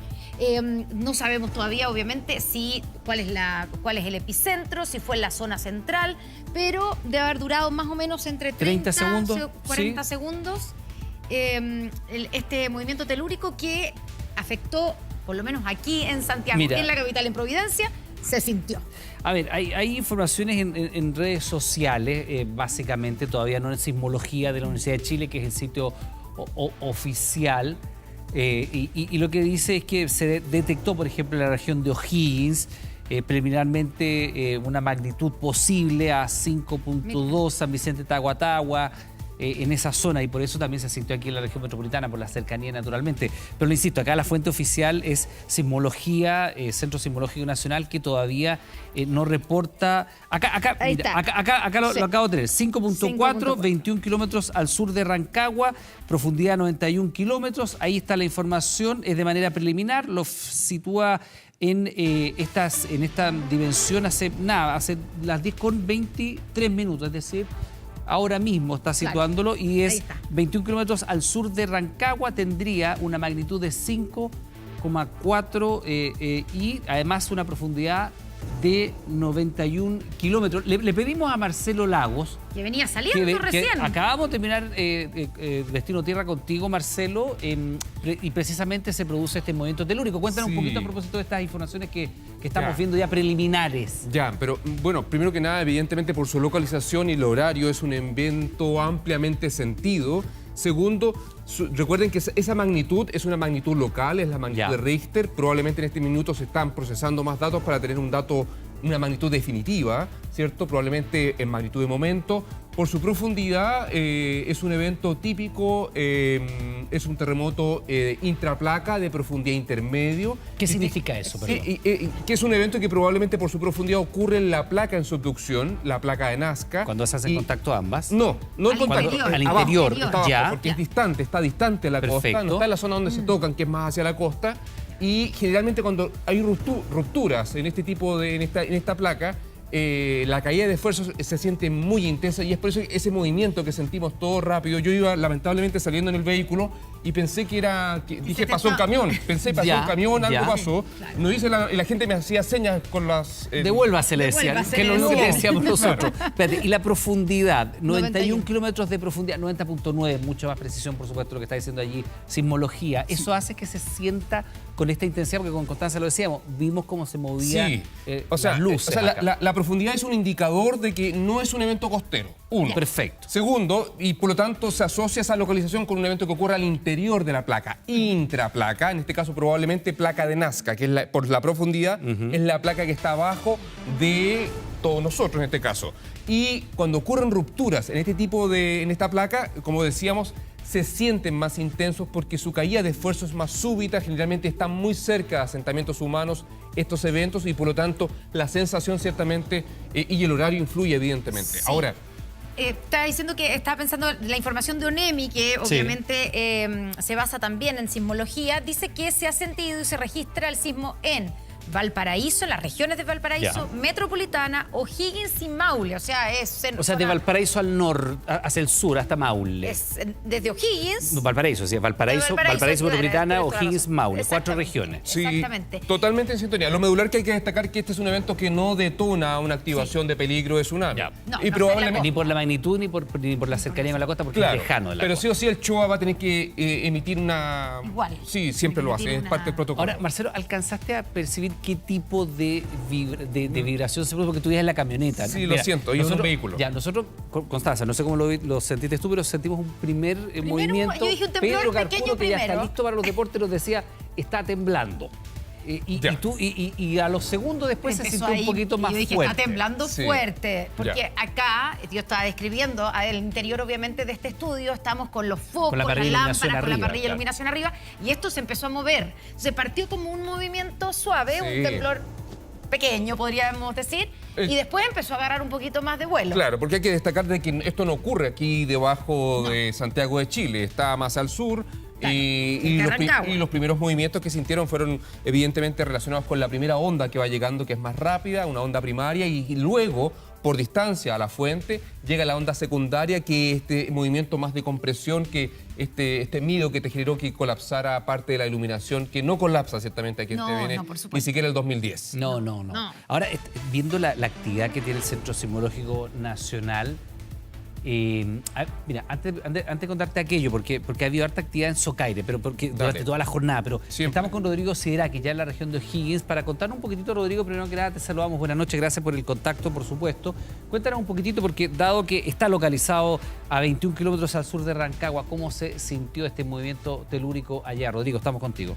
Hola, ¿cómo están? Sí, es muy fuerte, la verdad es que estábamos acá en el centro regional y se sintió como un movimiento telúrico de mucha intensidad, muy corto, lo que hace presumir, por supuesto, que este sismo es muy probable que sea en las cercanías de Rancagua, y posterior al sismo bajó un poco la intensidad de la luz, pero en el sector al menos donde estamos, y hemos también recibido reportes rápidos de otras localidades, la luz está operando con normalidad, simplemente fue un movimiento de gran magnitud y con también un poco de ruido subterráneo. Pudimos percibir, por lo menos los que estábamos acá. Es un sismo que no sentíamos acá en la región de O'Higgins, yo te diría hace bastantes meses ya, y nos llamó mucho la atención, nos movimos rápido porque teníamos la percepción que podía ser un sismo de mayor magnitud. Por ahora la situación en términos generales está bastante tranquila en la región de O'Higgins, pero bueno, seguimos atentos a qué puede pasar, por supuesto, las próximas horas o los próximos minutos, pero por lo menos un sismo que se sintió como un golpe muy fuerte, un movimiento muy fuerte, y posteriormente con un ruido subterráneo, y posteriormente esa baja de voltaje menor que se registró por lo menos en la zona donde estamos, que es en el tramo sur de Rancagua, muy cerca del río Cachapoal. Rodrigo, tú decías que está tranquilo a esta hora en Rancagua. Nos imaginamos que a esta hora, claro, ya la gente está de vuelta en su casa. O ¿cierto? directamente en la Después de una jornada, casa. está en la casa, ¿cierto? Ya de regreso en la casa, pero ¿hay algún movimiento en la calle? ¿Gente que salió para afuera de sus casas o no se alcanzó a producir eso? No se alcanzó a producir eso fundamentalmente porque fue un movimiento muy rápido, no tuvimos esa percepción tradicional del sismo que comienza quizás con un ruido subterráneo y va aumentando la intensidad. Simplemente aquí fue un movimiento muy fuerte, lo que hizo de alguna manera alertar a las personas. Algunos señalaban que tenían la sensación que el sismo iba a ser mucho más fuerte, que era el comienzo de algo mucho más fuerte. De hecho, nosotros nos alertamos por eso aquí, pero finalmente la situación está bastante tranquila aquí en la región de O'Higgins. Pasamos un susto más o menos grande que no pasábamos, como yo te decía, hace bastantes meses, quizás años, en esta zona del país ya acostumbrada en el último tiempo a un terremoto, ¿no? Así es que vamos a seguir reportando un poco, viendo lo que está sucediendo en otras zonas, pero todo, al menos los servicios básicos, en este minuto están operando con normalidad en esta zona. Bien, Rodrigo, será que vamos a estar en contacto, por supuesto, permanentemente. Nosotros seguimos acá con Marcelo Lagos. Marcelo, para quienes se vienen sumando ahora, hay mucha gente, por supuesto, que lo sintió, a lo mejor no tenía la tele prendida, va y prende el televisor para ver qué información le están entregando a esta hora. Recuperé un poquito de datos. Magnitud 5,4, profundidad 91 kilómetros, donde se sitúa, de acuerdo a lo que dice el Centro Sismológico Nacional, 21 kilómetros al sur de Rancagua. Tú nos das las características de este temblor. Sí, claro. Bueno, evidentemente estábamos nosotros acá al aire, yo ya partiendo, ¿cierto? Y este movimiento no logré sentirlo como corresponde porque iba en un vehículo, pero independiente de ello, dadas las características del evento, su magnitud, profundidad y cercanía a asentamientos humanos, se tiene que haber sentido intenso. Brevemente, probablemente ya ONEMI va a publicar la intensidad registrada ciertamente en las localidades más afectadas. Porque esta es una magnitud. Esto es magnitud. Claro, es magnitud y es... Claro, preliminarmente, rápidamente, el Centro Sismológico Nacional te calcula la magnitud local, popularmente conocida como la magnitud de Richter. Y una vez que tenga más datos, itere y procesa, nos da una magnitud de momento, que es una magnitud que se utiliza para eventos importantes. Ahora, del relato que escuchábamos de Rodrigo Sideraki, que está ahí en O'Higgins, ¿tú qué puedes deducir? Porque efectivamente él decía, se sintió muy fuerte. Claro, como un golpe. Sí. Y ese probablemente es el segundo, podríamos decir, movimiento, porque hubo un primero, y aquí no le prestamos mucha atención. Una especie de movimiento suave. Sí, pero la verdad es que no es nada. Pero después vino uno un poquito más intenso y ese probablemente sea este 5,4, ¿no? No, es que hay que destacar que es distinto, porque él estaba bajo sus zapatos, fue el evento. Ya, por lo estaba tanto, ahí mismo. Claro, por lo tanto, él siente en esa zona, todos quienes estaban allí, probablemente la caída de esfuerzos es muy súbita, es rápida. Y a medida que me alejo de la fuente, las ondas que se van propagando, ciertamente se van atenuando también, y cada una tiene comportamientos diferenciados, y es por ello que entre más distante estás, puedes sentir movimientos distintos, a diferencia de encima de la fuente. Estamos viendo, Marcelo, mientras tú relatas y explicas, digamos, la diferencia en cómo se siente un temblor en el lugar mismo, ¿cierto?, donde se produce el epicentro y, por ejemplo, los que estamos aquí en Santiago. Estas son imágenes, videos que tenemos del momento del temblor. Ahí vemos, se está moviendo la... Sí, eso es Santiago y es en altura. Claro, ahí hay otros elementos que entran en esa ecuación, que evidentemente es la altura, ¿cierto? Y cómo la onda llega a la estructura y se produce ese proceso. Pero en el fondo lo que tú haces como diferencia, y lo explicas muy bien, es que, así como Rodrigo nos contaba, que en Rancagua se sintió una especie de golpe fuerte. Fuerte y rápido. Ahí está el epicentro, y acá lo que nos llega son como la proyección, las ondas, ¿cierto? Claro, las ondas lo que nos llega a Santiago. Se atenúan con la distancia, pero independiente de ello, lo que sí es común es que este tipo de eventos se sienten una caída de esfuerzos que se dice súbita, rápida, son cortos e intensos. Y es el típico terremoto intraplaca que probablemente apenas tengamos más antecedentes vamos a tener evidentemente con precisión cómo fue y qué tipo de ruptura fue. Marcelo, hace algunos instantes te comentábamos que ha habido bastante actividad telúrica al norte, Socaire, pero de magnitudes bastante menores, 3, 3,2. Instrumentales principalmente. Básicamente se pueden sentir solo con instrumentos. Sin embargo, en Rancagua, en los alrededores, no había habido ningún tipo de actividad hasta este. ¿Qué nos puede decir eso? ¿Nada? ¿Podría haber alguna réplica? ¿Podría ser el primero de una serie? ¿O no se puede deducir nada al respecto? Sí, bueno, primero que nada, eventos de esta magnitud no son raros, ocurren. No todos los días, pero ocurren, son recurrentes. Segundo, generalmente este tipo de eventos no van acompañados de sustantivas réplicas. Podría ser, pero no es la característica como el típico terremoto más superficial que ocurre más hacia la costa, que sí va acompañado de numerosas réplicas y que generalmente las réplicas nos dibujan el área que se desplaza, el área de ruptura. Y más fuerte además. Claro, porque generalmente el evento más costero o interplaca, en la zona de contacto de placas, acumulan una cantidad de energía lejos superior y es ahí donde ocurren los terremotos más grandes del mundo. El evento del 2010, el evento del 60, el terremoto de Illapel, todos esos eventos sobre 8 no ocurren al interior, son en la zona más hacia la costa. Ahora, tú decías que esto no tiene nada de anormal, ¿cierto? En nuestro país, el tipo de movimiento y la magnitud. No, para nada. Incluso podría ser 6, podría ser 7 y tampoco sería una rareza.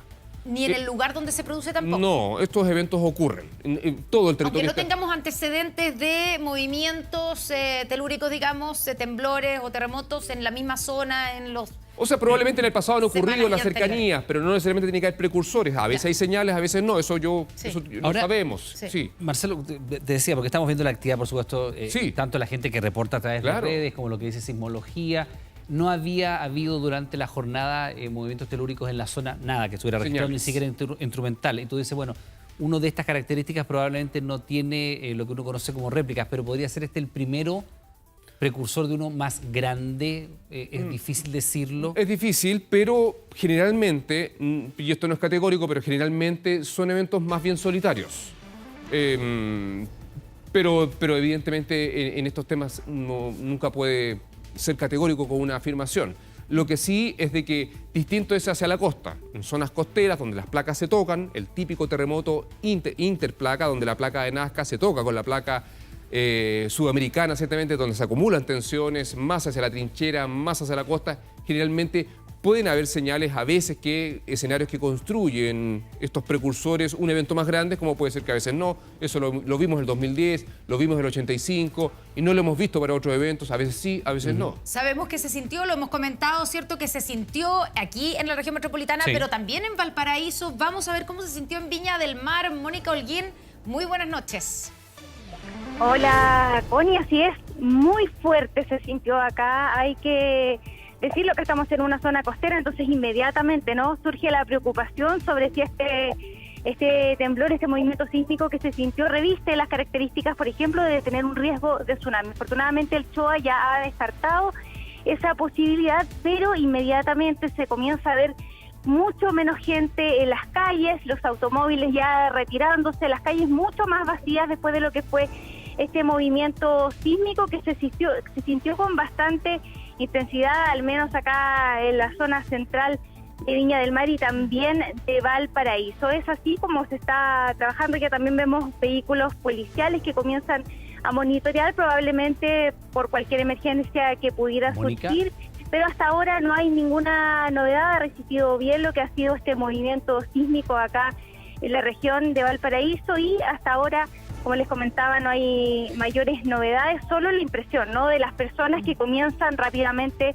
a retirarse en un lugar donde nosotros estamos ubicados en el Cerro Castillo. Justamente se ve todo el centro de Viña del Mar, un lugar donde habitualmente hay mucho tráfico, incluso locomoción colectiva, en un día miércoles en que también muchas personas salen durante la noche, la juventud sobre todo, a festejar en algunos locales, pero en este momento se ve muy poco vehículo en las calles y nos imaginamos que justamente por eso, ¿no?, porque se sintió ese movimiento telúrico y ha comenzado este retiro hacia las casas después de la preocupación, ¿no?, de los seres queridos, ir a reencontrarse con ellos, ver cómo lo pasaron en sus viviendas, y nos vamos a mantener desde luego informados de que hubiera cualquier novedad por acá. Ahora nos mantenemos monitoreando la presencia policial en las calles, que vemos algunos vehículos que andan recorriendo, pero hasta ahora no ha habido mayores novedades acá en la región de Valparaíso. Claro, es un sismo de mediana intensidad. Mónica, vamos a estar contigo. Y mientras, Marcelo, gracias por esta información, Mónica, estamos en cualquier momento contigo nuevamente.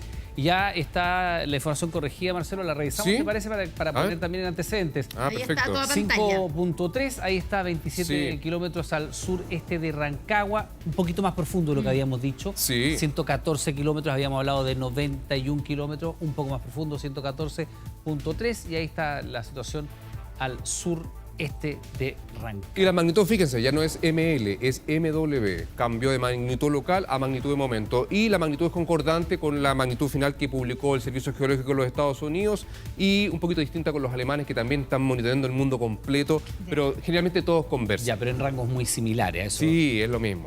Pero un evento de más de 100 kilómetros, evidentemente en profundidad, te indica, y por el tipo de mecanismo focal, que es una falla que tiene un componente normal, por el peso, evidentemente, que tiene esa placa que está en profundidad, las altas temperaturas y la presión, colapsa, certamente baja una sección y produce este sismo 5.3 que le movió el suelo a la zona central de Chile esta noche. ¿Y hay comunicación del presidente Boric? Sí, hay reacción a través de Twitter, en la cuenta oficial. Revisemos ahí la cuenta oficial del presidente. Sismo en zona centro del país, tuvo magnitud de 5,4 Richter. Bueno, ya sabemos que esa no es la definitiva, pero ya sabemos la definitiva, con epicentro 21 kilómetros al sur de Rancagua, en región de O'Higgins. Hablé recién con gobernador y delegado presidencial y no se reportan personas afectadas ni daños materiales por ahora. Seguimos monitoreando. Un abrazo. Ya, una reacción del presidente a propósito de aquello, se está monitoreando.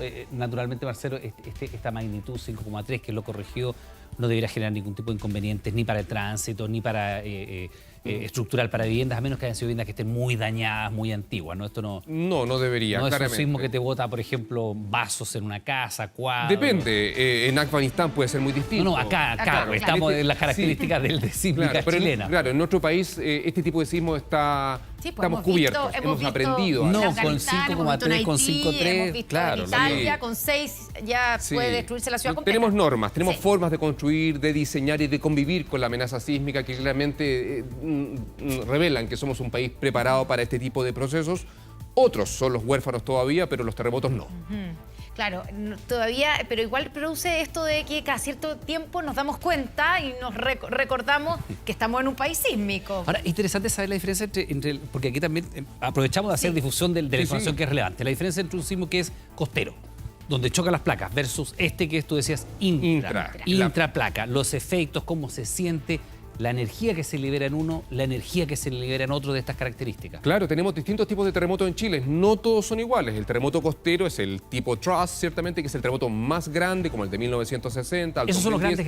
Gigantes, gigantes, ¿cierto? ¿El del 2010? Gigante. No, el 60, el más grande también. Entre los grandes, sobre 8, ¿cierto? Sí. Illapel también. Claro, 8.4, Iquique, 8.2, claro. Son eventos que ocurren hacia la costa, donde las placas se tocan entre la trinchera, que es la parte más profunda, ciertamente, que es la zona marina, el borde marino de la zona de subducción, hasta más o menos la línea de costa, un poquito más dentro de la línea de costa. Es como la zona donde las placas se están tocando permanentemente. Donde hay contacto en estas dos placas, en la zona costera, es donde se produce lo más grande. ¿En Chile y en el mundo o en las características topográficas chilenas se da acá eso? No, generalmente en zonas de subducción, en bordes convergentes, que justamente Chile tiene uno de los más importantes, junto con todo el cinturón de fuego, claro. Que esos también son los que generan los tsunamis. También, por eso la alarma en Viña y el miedo, y por algo Choa rápidamente emite ciertamente... ¿Y este intraplaca? Bueno, la placa que sigue por abajo, evidentemente la placa que es más densa y pesada, que logra penetrar bajo el continente sudamericano, llega un minuto que ya no se está tocando con la placa continental, está abajo, tiene encima la placa sudamericana, con todo lo que significa eso, aumento de temperatura, aumento de presión, y evidentemente está sometida a esfuerzos en profundidad. Y esos esfuerzos evidentemente acumulan energía y se libera como sismos, como el que tuvimos ahora, que es un evento súbito, rápido, de magnitudes menores, pero todo depende, porque están muy cerca de asentamientos humanos. Un caso emblemático es el terremoto de Chillán. Recuerden que en 1939 ocurrió un gran terremoto que tuvo miles de personas fallecidas. La estadística no es precisa, habla de 5.000, otros llegan a 30.000, pero lo medular es que todos conocemos que hay un Chillán viejo y un Chillán nuevo. Ese gran terremoto no generó tsunami y por lo tanto es un indicador que su localización, su magnitud, su profundidad era un evento intraplaca. O sea, podemos tener un movimiento intraplacas como el de hoy, pero que sea también muy fuerte y más destructivo. Claro. Eso lo hemos tenido históricamente. Pero hemos aprendido. Después del 39 se fortalecieron las normas de construcción y ha sido parte de que cada vez que ocurre en Chile un evento grande, nuestras normas se hacen más robustas. Ahora, también se corrigió la profundidad. ¿Qué dato nos entrega eso, Marcelo? Porque al principio hablábamos de 91 kilómetros de profundidad. Ahora ya es 113 o 114, si no me equivoco. ¿Eso es un temblor o un terremoto de superficie? ¿Es de mediana profundidad? ¿Es profundo? Es de mediana profundidad. Ten en cuenta que a medida que más me alejo de la costa, o la placa en subducción en el caso de Chile, en territorio boliviano, por ejemplo, los terremotos pueden alcanzar profundidades de hasta 500 kilómetros de profundidad, incluso más, porque es la placa que ya está casi fusionándose ciertamente en el manto, en el magma, ¿cierto? Ahora, pero la profundidad es un muy buen indicador. Un evento muy superficial implica más destrucción. Claro, pero también implica que o es costero o es un terremoto superficial. Por ejemplo, el terremoto de Las Melosas de 1950, del 58, ese fue un terremoto superficial, ¿cierto? Por falla activa. El terremoto de la falla Liquiñe-Ofqui, por ejemplo, del sistema de fallas del 21 de abril de 2007, que generó tsunami en el fiordo Aysén, ese fue un evento 6.2, que también fue un evento por falla activa. Marcelo, esos son superficiales. Vamos a revisar ahora con imágenes cómo quedó, cómo está, cuál ha sido la reacción de la ciudad donde es el epicentro del sismo. Ahí en Rancagua, Rodrigo Siderakis, estamos contigo.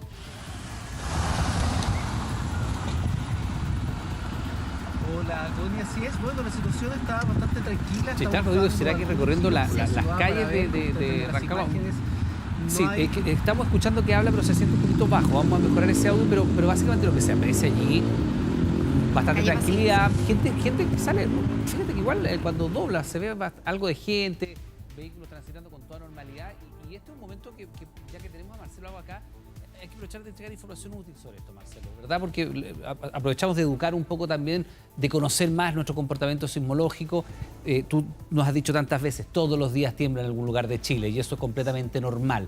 Este movimiento tiene que ser, dadas las características sísmicas de nuestro país, considerado algo completamente habitual dentro de un país sísmico como es el nuestro, ¿no? Totalmente. Y destacar que evidentemente la recurrencia de grandes eventos que hemos tenido en los últimos años en Chile han hecho que las comunidades en general mejoren sus conductas de autocuidado. Y este tema hoy día es noticia. O sea, hoy día cualquier temblor es portada, se extienden los noticieros. Pero básicamente porque también nos sirve mucho las redes sociales para estar conectados unos con otros, pero dado que estás aquí y dado que hay interés en esto, hay que aprovechar también de entregar información útil. Por ejemplo, en esta zona, en O'Higgins, ¿se ha liberado energía en el último tiempo? Cuando otras veces hemos hablado, por ejemplo, hay que poner atención al norte de nuestro país, porque allí mucho tiempo que no se ha liberado energía.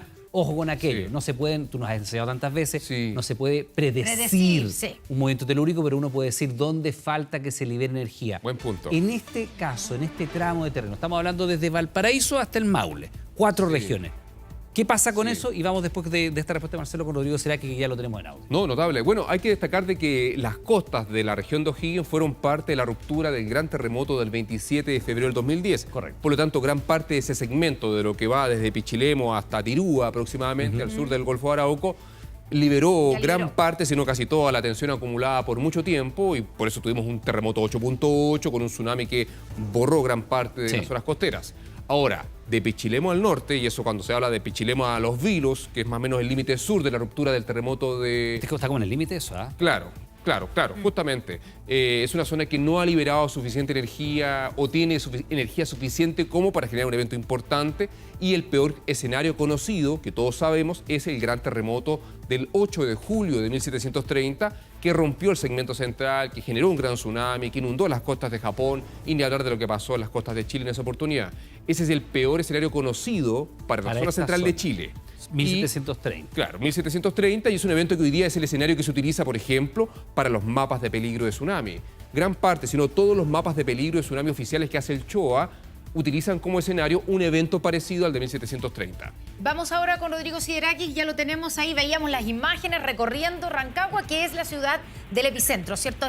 El epicentro finalmente se ha corregido 31 kilómetros al suroeste de Rancagua. Rancagua suroeste y 114 kilómetros de profundidad. Rodrigo, te escuchamos. Bueno, como les comentaba recién, a ver si me escuchan bien por teléfono, porque tenemos alguna dificultad de conectividad, pero se sintió bastante fuerte, fue un movimiento realmente nos llamó la atención porque da la sensación que iba a ser un sismo de mayor magnitud por el nivel que sentimos, pero la verdad que la ciudad está funcionando con total normalidad, les digo, y la verdad es que está transitando la gente y habíamos tenido la percepción que se iba a generar un leve corte de energía eléctrica, sin embargo eso no ocurrió. En las zonas del centro de la ciudad básicamente está operando todo con normalidad y básicamente las personas que hemos conversado hace pocos minutos nos señalaban, por supuesto, que había sido un susto importante, sobre todo para quienes estaban en edificios de altura y para personas que en general tenían algún temor que el sismo fuera de una magnitud mayor. Pero en términos generales la ciudad, como ya les decía, funciona con normalidad y no se han reportado situaciones tampoco de emergencia como cortes en el suministro eléctrico, como les decía. Esta es una zona, este es un sector de Avenida San Martín, céntrico a Rancagua, y por lo tanto son las imágenes que la ciudad, al menos pese al epicentro y lo fuerte que se sintió, está funcionando con normalidad. Rodrigo, te aprovecho de preguntar, ya estamos con Pedro Carcuro en un ratito más, nos dice, ojo que había un partido de fútbol profesional, don Pedro, es O'Higgins con Unión. Rodrigo, O'Higgins, Unión Española, se estaba jugando, había terminado hace muy poquito. Terminó recién. Por eso se estaba jugando. O sea, en pleno, les pilló el segundo tiempo en pleno temblor. Dice que ellos sintieron, yo llamé a una de las personas que estaba precisamente en el recinto, dice que reportaron un pequeño movimiento, no tan fuerte, y que todo siguió jugándose en completa normalidad aquí en el Estadio Teniente, partido que lamentablemente al parecer perdió O'Higgins de Rancagua, pero... 3-1 nos dice Pedro Carcurado, entonces nos va a entregar el reporte de un terremoto. Rodrigo, lo que preguntar, en Rancagua se ha construido bastante en altura en este último tiempo y esa es una situación distinta para una ciudad como Rancagua, que normalmente tiene construcciones más bien bajas. Ahí hay un tema también, llegada de muchos migrantes. Para muchas personas este es un fenómeno nuevo y llegan a Chile y lo recibe un temblor y dicen, ¿de qué se trata esto? No lo habíamos vivido. Me imagino que esa también será un foco de interés o de preocupación en la región de O'Higgins, ¿no? Por supuesto, hay algunas construcciones de altura, no tantas, pero poco a poco, como tú decías, se están levantando algunos edificios y la gente que vivía, por supuesto, en algunos edificios sintió que el movimiento era bastante más fuerte. Insisto en lo mismo, era una sensación o fue una percepción de que podía venir un sismo de mayor magnitud. Ahí un poco la alarma y la alerta de las personas de Rancagua, que está, como ustedes ven, afortunadamente funcionando en completa normalidad. Rodrigo, tú describías, más temprano cuando hicimos el primer contacto contigo telefónico, describías el movimiento como un golpe fuerte inicial, ¿o no? Que es distinto a lo que sentimos nosotros acá. Que fueron dos, nosotros sentimos dos fases del movimiento. Así es, estábamos en un lugar del centro regional, que es una construcción bastante sólida, y se sintió, claro, un golpe muy fuerte, y de ahí que todos nos alertamos, nos pusimos de pie en el fondo pensando que iba a ser un sismo de mayor magnitud, sin siquiera concluir que podría ser el epicentro aquí en Rancagua. Y esa era una de las sensaciones que a todo el mundo, a todas las personas les dio, ¿no? Que era la posibilidad que se generara un sismo de mayor magnitud. pero sobre todo lo que ha generado también temor es que es un sismo que hace mucho tiempo que no sentíamos acá y probablemente hay alguna inquietud por las réplicas que podríamos tener durante las próximas horas, pero situación que no se ha sentido réplicas, al menos perceptibles para nosotros en este lugar.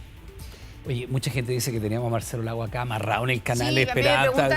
si vive en TVN. No vive en TVN.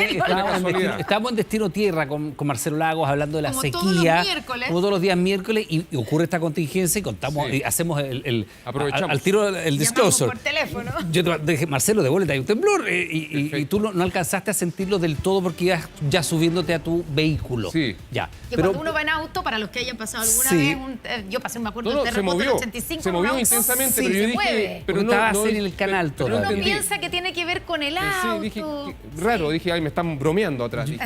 Ya, y era yo que te estaba llamando. No hice el link, sorry. Ya, Marcelo, vamos a hacer el refresh de la información. Este es un movimiento de 5.3 intraplaca. Claro. 114 kilómetros de profundidad. Claro, y eso que implica es un evento que libera esfuerzos de forma súbita en la zona cercana a la fuente. Se tiene que haber sentido, como bien explicaba ciertamente nuestro periodista desde Rancagua, fuerte pero corto. Y si estamos distantes de la fuente, probablemente llegó primero una onda, que es la más rápida, con un movimiento, y luego llega la segunda, que es un poco más lenta, pero que viene con ese movimiento más de compresión que hizo que se movieran los focos acá en el estudio de TVN. Es un evento que por sus características está distante de la costa, por lo tanto no perturba columna de agua. Ya el CHOA inmediatamente descarta alerta de tsunami, pero es un evento que se siente muy intenso y por lo tanto las intensidades reportadas por ONEMI alcanzan máximos del orden de 5, 6 en modificado de Mercalli, que evidentemente es un evento que te hace que te levantes, te asustas. Claro, la gente se para de lo que está haciendo, ¿cierto? Va a la puerta, algunos se mueven, se juntan. Llaman a Marcelo Lago, otros. Exactamente, otros llaman a Marcelo Lago. Aquí yo miraba al techo, ¿cierto? Que se movía bastante. Fue una buena coincidencia. Pero, sí, porque se aprovecha de entregar información. Yo creo que eso siempre es relevante. Y Rodrigo Sideraki ahí en Rancagua decía algo importante, que hace mucho tiempo que no sentían, que no temblaba, y que no temblaba de esta manera en Rancagua, y por eso la gente empieza a pensar que vienen otros, que este es el comienzo de algo, que iban a venir réplicas. Y esa es la pregunta que uno le hace al tiro Marcelo Lago. ¿Vienen otros? Para que dejemos tranquila a la gente que está mirándonos desde Rancagua. La verdad es que nunca hay que estar tranquilo. No, el mensaje pasa a aprender a convivir con estos procesos y por lo tanto siempre puede haber un evento en cualquier parte del territorio, incluso con magnitudes cercanas a 7 o superior, y eso sería relativamente normal. El punto es que no hay que olvidarlo. Ahora, evidentemente, si te mueves lo más sagrado que es el suelo, siempre entra el tema ahí dependiendo de cuánto dure, cuánto yo reacciono o me asusto, porque la finitud, el fin, que se va a acabar todo, es un tema que nadie quiere mirarlo de frente. Y los terremotos te hacen darte cuenta que somos unas hormigas en este planeta y que somos parte de un sistema que tiene mucha más energía que todos nosotros. Ahora, se liberó una cantidad de energía importante dado que se siente en 4 regiones del país. Bueno, también es un tramo, son 4 regiones, pero son regiones que no son tan extensas territorialmente hablando, ¿no? No, un evento de estas características libera energía, pero es muy acotado. Lo que influye es su localización, pero particularmente también el horario. El horario que estás en casa, estás en tranquilidad, estás en reposo, estás más atento. En el estadio casi nadie lo sintió. Sí, y sigo el partido. Con quizás el resultado que nos va a dar Pedro. Sí, 3-1. Pedro, fue 3-1 el resultado, ¿no? 3-1, ya, 3-1. Tú nos decías... ¿Le van a echar la culpa al sismo? No, claro, otro terremoto más.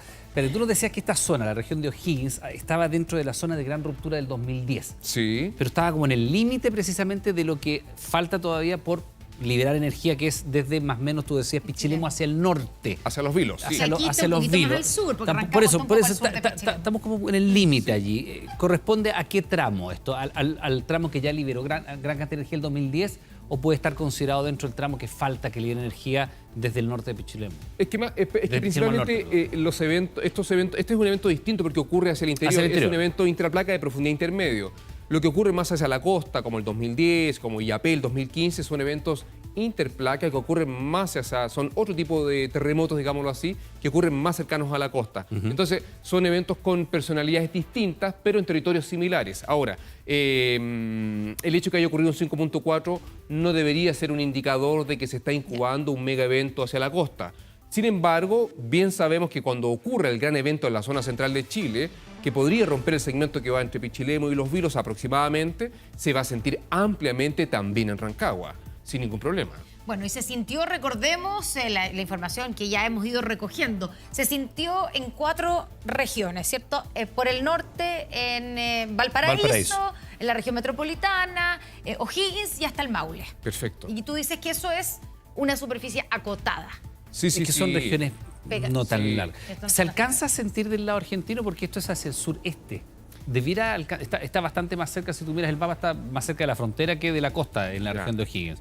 Yo diría que por no. las características probablemente instrumentalmente sí, pero no percibido por la población, porque no es tan fuerte, ¿no? No debería. No. Pero la verdad que es fino, la verdad que... Está ahí en el límite ya. Sí. Y ahora, la corrección que se hace, 5,3 la magnitud y 114 kilómetros de profundidad, las características de este movimiento, ¿es un movimiento largo, es un movimiento corto? Nosotros más o menos decíamos 30 segundos desde que se empezó a percibir, muy leve, muy pequeñito, casi como para no levantarse de la silla porque estábamos en comerciales, hasta que ya empiezan a moverse. Claro, que es la parte final del movimiento. Yo me paré, por lo menos. Sí, porque ahí ya se estaba moviendo los focos. Se estaba poniendo más en serio. Bueno, hay que precisar de que apenas ocurre el evento, los instrumentos comienzan a registrar. Activarse, y evidentemente, con pocos datos yo no puedo tener un dato muy preciso. Y es por eso que se da rápidamente un dato provisorio, ¿cierto? Un dato, la intensidad de la magnitud local que se determina automáticamente, rápidamente, y también se le asigna por sus características una profundidad. Pero a medida que hay más datos, se pueden procesar y a los pocos minutos ya nuestro Centro Sismológico Nacional había publicado el dato oficial, que es concordante con los datos del Servicio Geológico de los Estados Unidos, muy cercano a lo que publican los alemanes en Potsdam, que es este evento 5.3 con 114, pero más que corregir, sino que es ir precisando. Mira, vamos a ir a Viña del Mar, hay imágenes ya, estamos con Hans Christensen, está en la Plaza de Viña del Mar. Hans, contigo, buenas noches, cuéntanos un poquitito, están haciendo este recorrido, ya lo tenemos en pantalla, tenemos a pantalla dividida, estamos en Santiago, estamos en Rancagua, estamos en Viña del Mar. Cuéntanos un poquitito cómo se percibió allá en Viña del Mar y qué pasa hasta ahora. Un amplio despliegue. Iván, Constanza, ¿cómo están? Muy buenas noches, los saludamos desde Viña del Mar. Estamos afuera justamente situados en el reloj de Flores, la imagen en vivo y en directo de Pablo Espinosa de lo que está pasando al menos en este minuto acá en la ciudad Jardín. Nosotros estábamos en pleno noticiero Red Valparaíso cuando nuestros televidentes comenzaron a reportarnos sobre este fuerte sismo. Ahora bien, acá en Viña del Mar o Valparaíso se sintió la verdad de manera bastante tenue. Sin embargo, vecinos de comunas de la provincia del Marga Marga, como por ejemplo Quilpué, Villa Alemana, hacia el interior de la región de Valparaíso, la verdad es que nos señalaron, se sintió bastante fuerte y de manera también bastante prolongada en el tiempo. De allí entonces que comenzaran a avisarnos sobre esta situación, la verdad les causó extrañeza, fue bastante fuerte acá en nuestra zona, 5.4, entiendo de magnitud es la última cifra que se ha dado a conocer, y de allí entonces que la ciudadanía comenzara a querer estar informado principalmente acá en las zonas céntricas, como por ejemplo ciudades como Viña del Mar, donde nosotros nos encontramos. Ahora bien, el tránsito está completamente normal. Nosotros estamos situados acá en el par Viana Álvarez, en los sectores céntricos también, como por ejemplo la avenida San Martín. Se mantiene todo de manera bastante tranquila. Estamos sin lugar a dudas bastante atentos a lo que vaya a ser eventualmente los reportes de la autoridad de la ONEMI, de la delegación presidencial también acá en la región de Valparaíso, que nos dará cuenta eventualmente si es que hay algún tipo de afección a viviendas, por ejemplo, o alguna persona que haya sufrido algún tipo de problema producto de este sismo. De momento, nada de aquello, todo tranquilo acá en la zona. Vemos que el tránsito vehicular, de hecho, se encuentra de manera expedita, todo tranquilo hasta hora de la noche, pero siempre atentos a lo que vaya a ser el reporte, como yo bien les decía, a medida que vayan avanzando las horas acá en la región de Valparaíso. Hans, atento por supuesto porque en la zona de que el camino que va con Viña del Mar se ha construido bastante en altura, muy cerca de las dunas, en las dunas mismas, con todo lo que eso significa. Probablemente sea interesante saber qué ha pasado en esa zona. Vamos a hacer nosotros una pequeña pausa, estamos de regreso de inmediato con más informaciones, espérenos.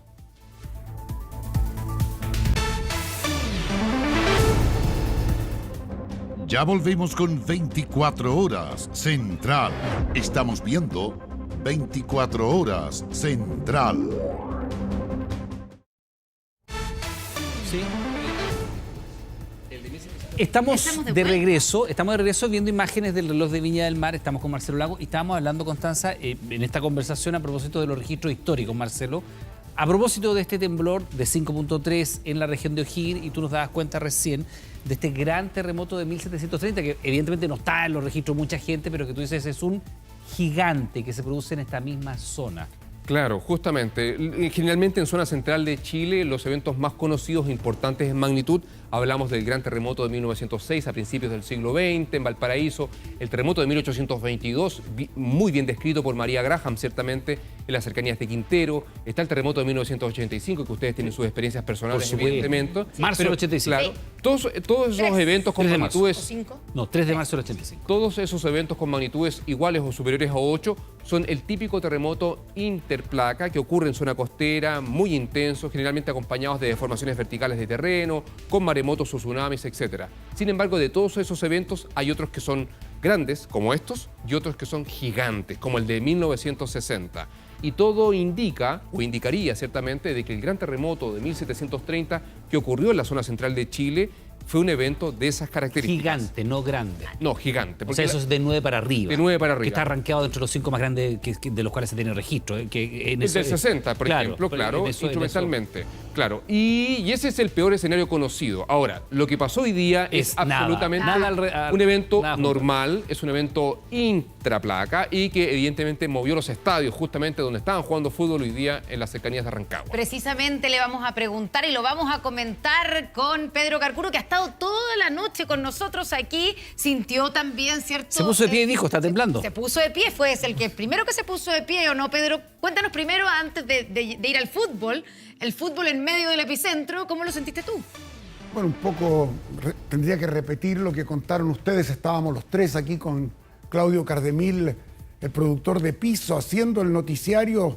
Yo me preparaba para ir con el bloque deportivo extenso y en ese momento sentimos un revesón chiquitito. Con Connie dijimos, está temblando. Paró, eso es lo que sentimos, y después vino el golpe muy fuerte que se tradujo en un sismo de 5.3 con epicentro en Rancagua. Marcelo hablaba del terremoto del 60, el de Valdivia. También tiene un episodio futbolístico, porque hoy también lo ha tenido. En 1960, el 22 de mayo, a las 3:15 de la tarde, jugaban en el Estadio Nacional la U y San Luis, y se produjo un sismo muy violento con mucho público en el estadio que asustó a la gente, pero el partido se siguió jugando. Dice la crónica de esa oportunidad que hubo otro sismo cuando San Luis hizo el segundo gol y se puso arriba en contra del Ballet Azul. Bueno, hoy se estaba jugando el partido, el último de la jornada de la Copa Chile, octavos de final, en Rancagua, entre O'Higgins y la Unión Española, que terminó después del temblor. Siguieron jugando con triunfo de la Unión por 3-1 sobre O'Higgins. Y en Chillán, vamos a esas imágenes, el partido de Colo-Colo ya había terminado. El arbitraje de Bascuñán, sin mayores dificultades, todo en orden en el minuto 77, cuando Colo-Colo con gol de Juan Martín Lucero se ponía 1-0 arriba. Ñublense venía en el campeonato nacional, en la liga oficial, de perder con la Unión Española por 2-1. Pero la reacción de los chillanejos fue espléndida. Rafael Caroca anotó el empate apenas 2 minutos después del gol colocolino. Controló a medias, pero le alcanzó para acomodar la pelota. Una sanción cobrada, una falta cobrada por el árbitro, implicó la aparición de Cerezo para anotar el 2-1 de Ñublense frente a Colo-Colo.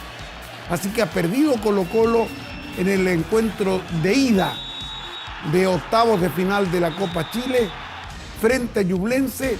El fin de semana, el domingo, revancha acá en Santiago.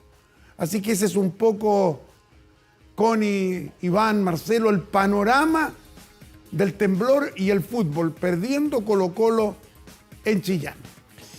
Ya. Las noticias, don Pedro, sí, que quedan pendientes las vemos mañana en la mañana en el matinal temprano. Pedro, le damos las excusas correspondientes por retrasar un poquito el bloque. Usted también lo vivió con nosotros. Estábamos con Marcelo Lago. Pedro, como siempre, un abrazo. Gran cobertura. placer compartir con Así que usted sigamos. los estudios y con Marcelo Lagos. Marcelo, ¿te parece que recopilemos un poquito de información, actualizamos un poquito de información para quienes se van sumando a la sintonía? Siempre es bueno recordarle lo usual en un país sísmico como el nuestro, que ocurre un evento de estas características, 5.3, 114 kilómetros de profundidad. Tú nos cuentas un poquito más. Bueno, un evento que ocurre en las cercanías de Rancagua, profundo, más de 100 kilómetros, por lo tanto es un evento que se siente muy intenso. Son eventos que están dentro de la normalidad de la actividad sísmica en nuestro país. Si el tema es que por la hora, ciertamente el reposo y el estar en el hogar hace que también uno lo perciba como un evento más intenso. Más gente que lo percibe. Claro, estos eventos generalmente tienen una caída de esfuerzos muy intensa, pero generalmente también son eventos algo solitarios, no van acompañados generalmente de muchas réplicas tampoco, pero en la práctica, evidentemente acá la invitación es a rescatar la señal de la naturaleza que nos revela que vivimos en el país más sísmico del mundo, uno de los más sísmicos del mundo, y que este tipo de eventos puede ocurrir siempre. Es bueno entonces tranquilizar, poner en su contexto, ¿cierto?, lo que hemos vivido. Un movimiento telúrico de 9,3. 5,3. Perdón. No, 9,3 estaría todo el solo. 5,3. 5,3, 114 kilómetros de profundidad, 27 kilómetros al sureste de Rancagua. Todos los datos ya, por supuesto, están en Sismología, están en nuestras redes sociales. Marcelo, te damos las gracias también por haberse quedado estos ratitos. Sí. Y a usted también, por supuesto, siga en nuestra sintonía. Hacemos un pequeño corte. Estamos de regreso inmediato. Buenas noches. Estamos ya de regreso y vamos a contarle lo que está pasando a esta hora en la ONEMI. Miguel Ortiz, jefe del Centro de Alerta Temprana, está dando un balance, por supuesto, de lo que ha ocurrido con este sismo de 5.3 grados registrado en O'Higgins. Lo escuchamos. Live service.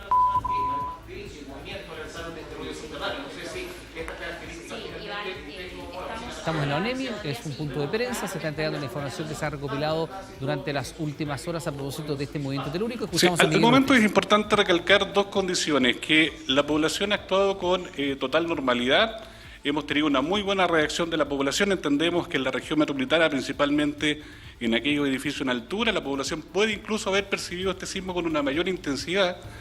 Recordemos además que este sismo abarca desde la región del Ñuble hasta la región del Biobío. Entonces es un sismo bastante extenso y que ocurre durante un horario donde la población, la mayor cantidad de población ya se encuentra en su hogar.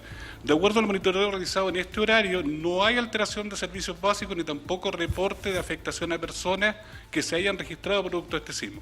Esa información que ha sido corroborada con cada una de las direcciones regionales, a esta hora no tenemos ninguna afectación producto de este sismo.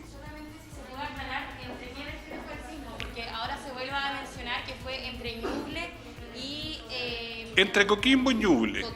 Entre Coquimbo y Ñuble. Sí, que lo dije a la inversa, entre Ñuble y Coquimbo, pero entre Coquimbo y Ñuble.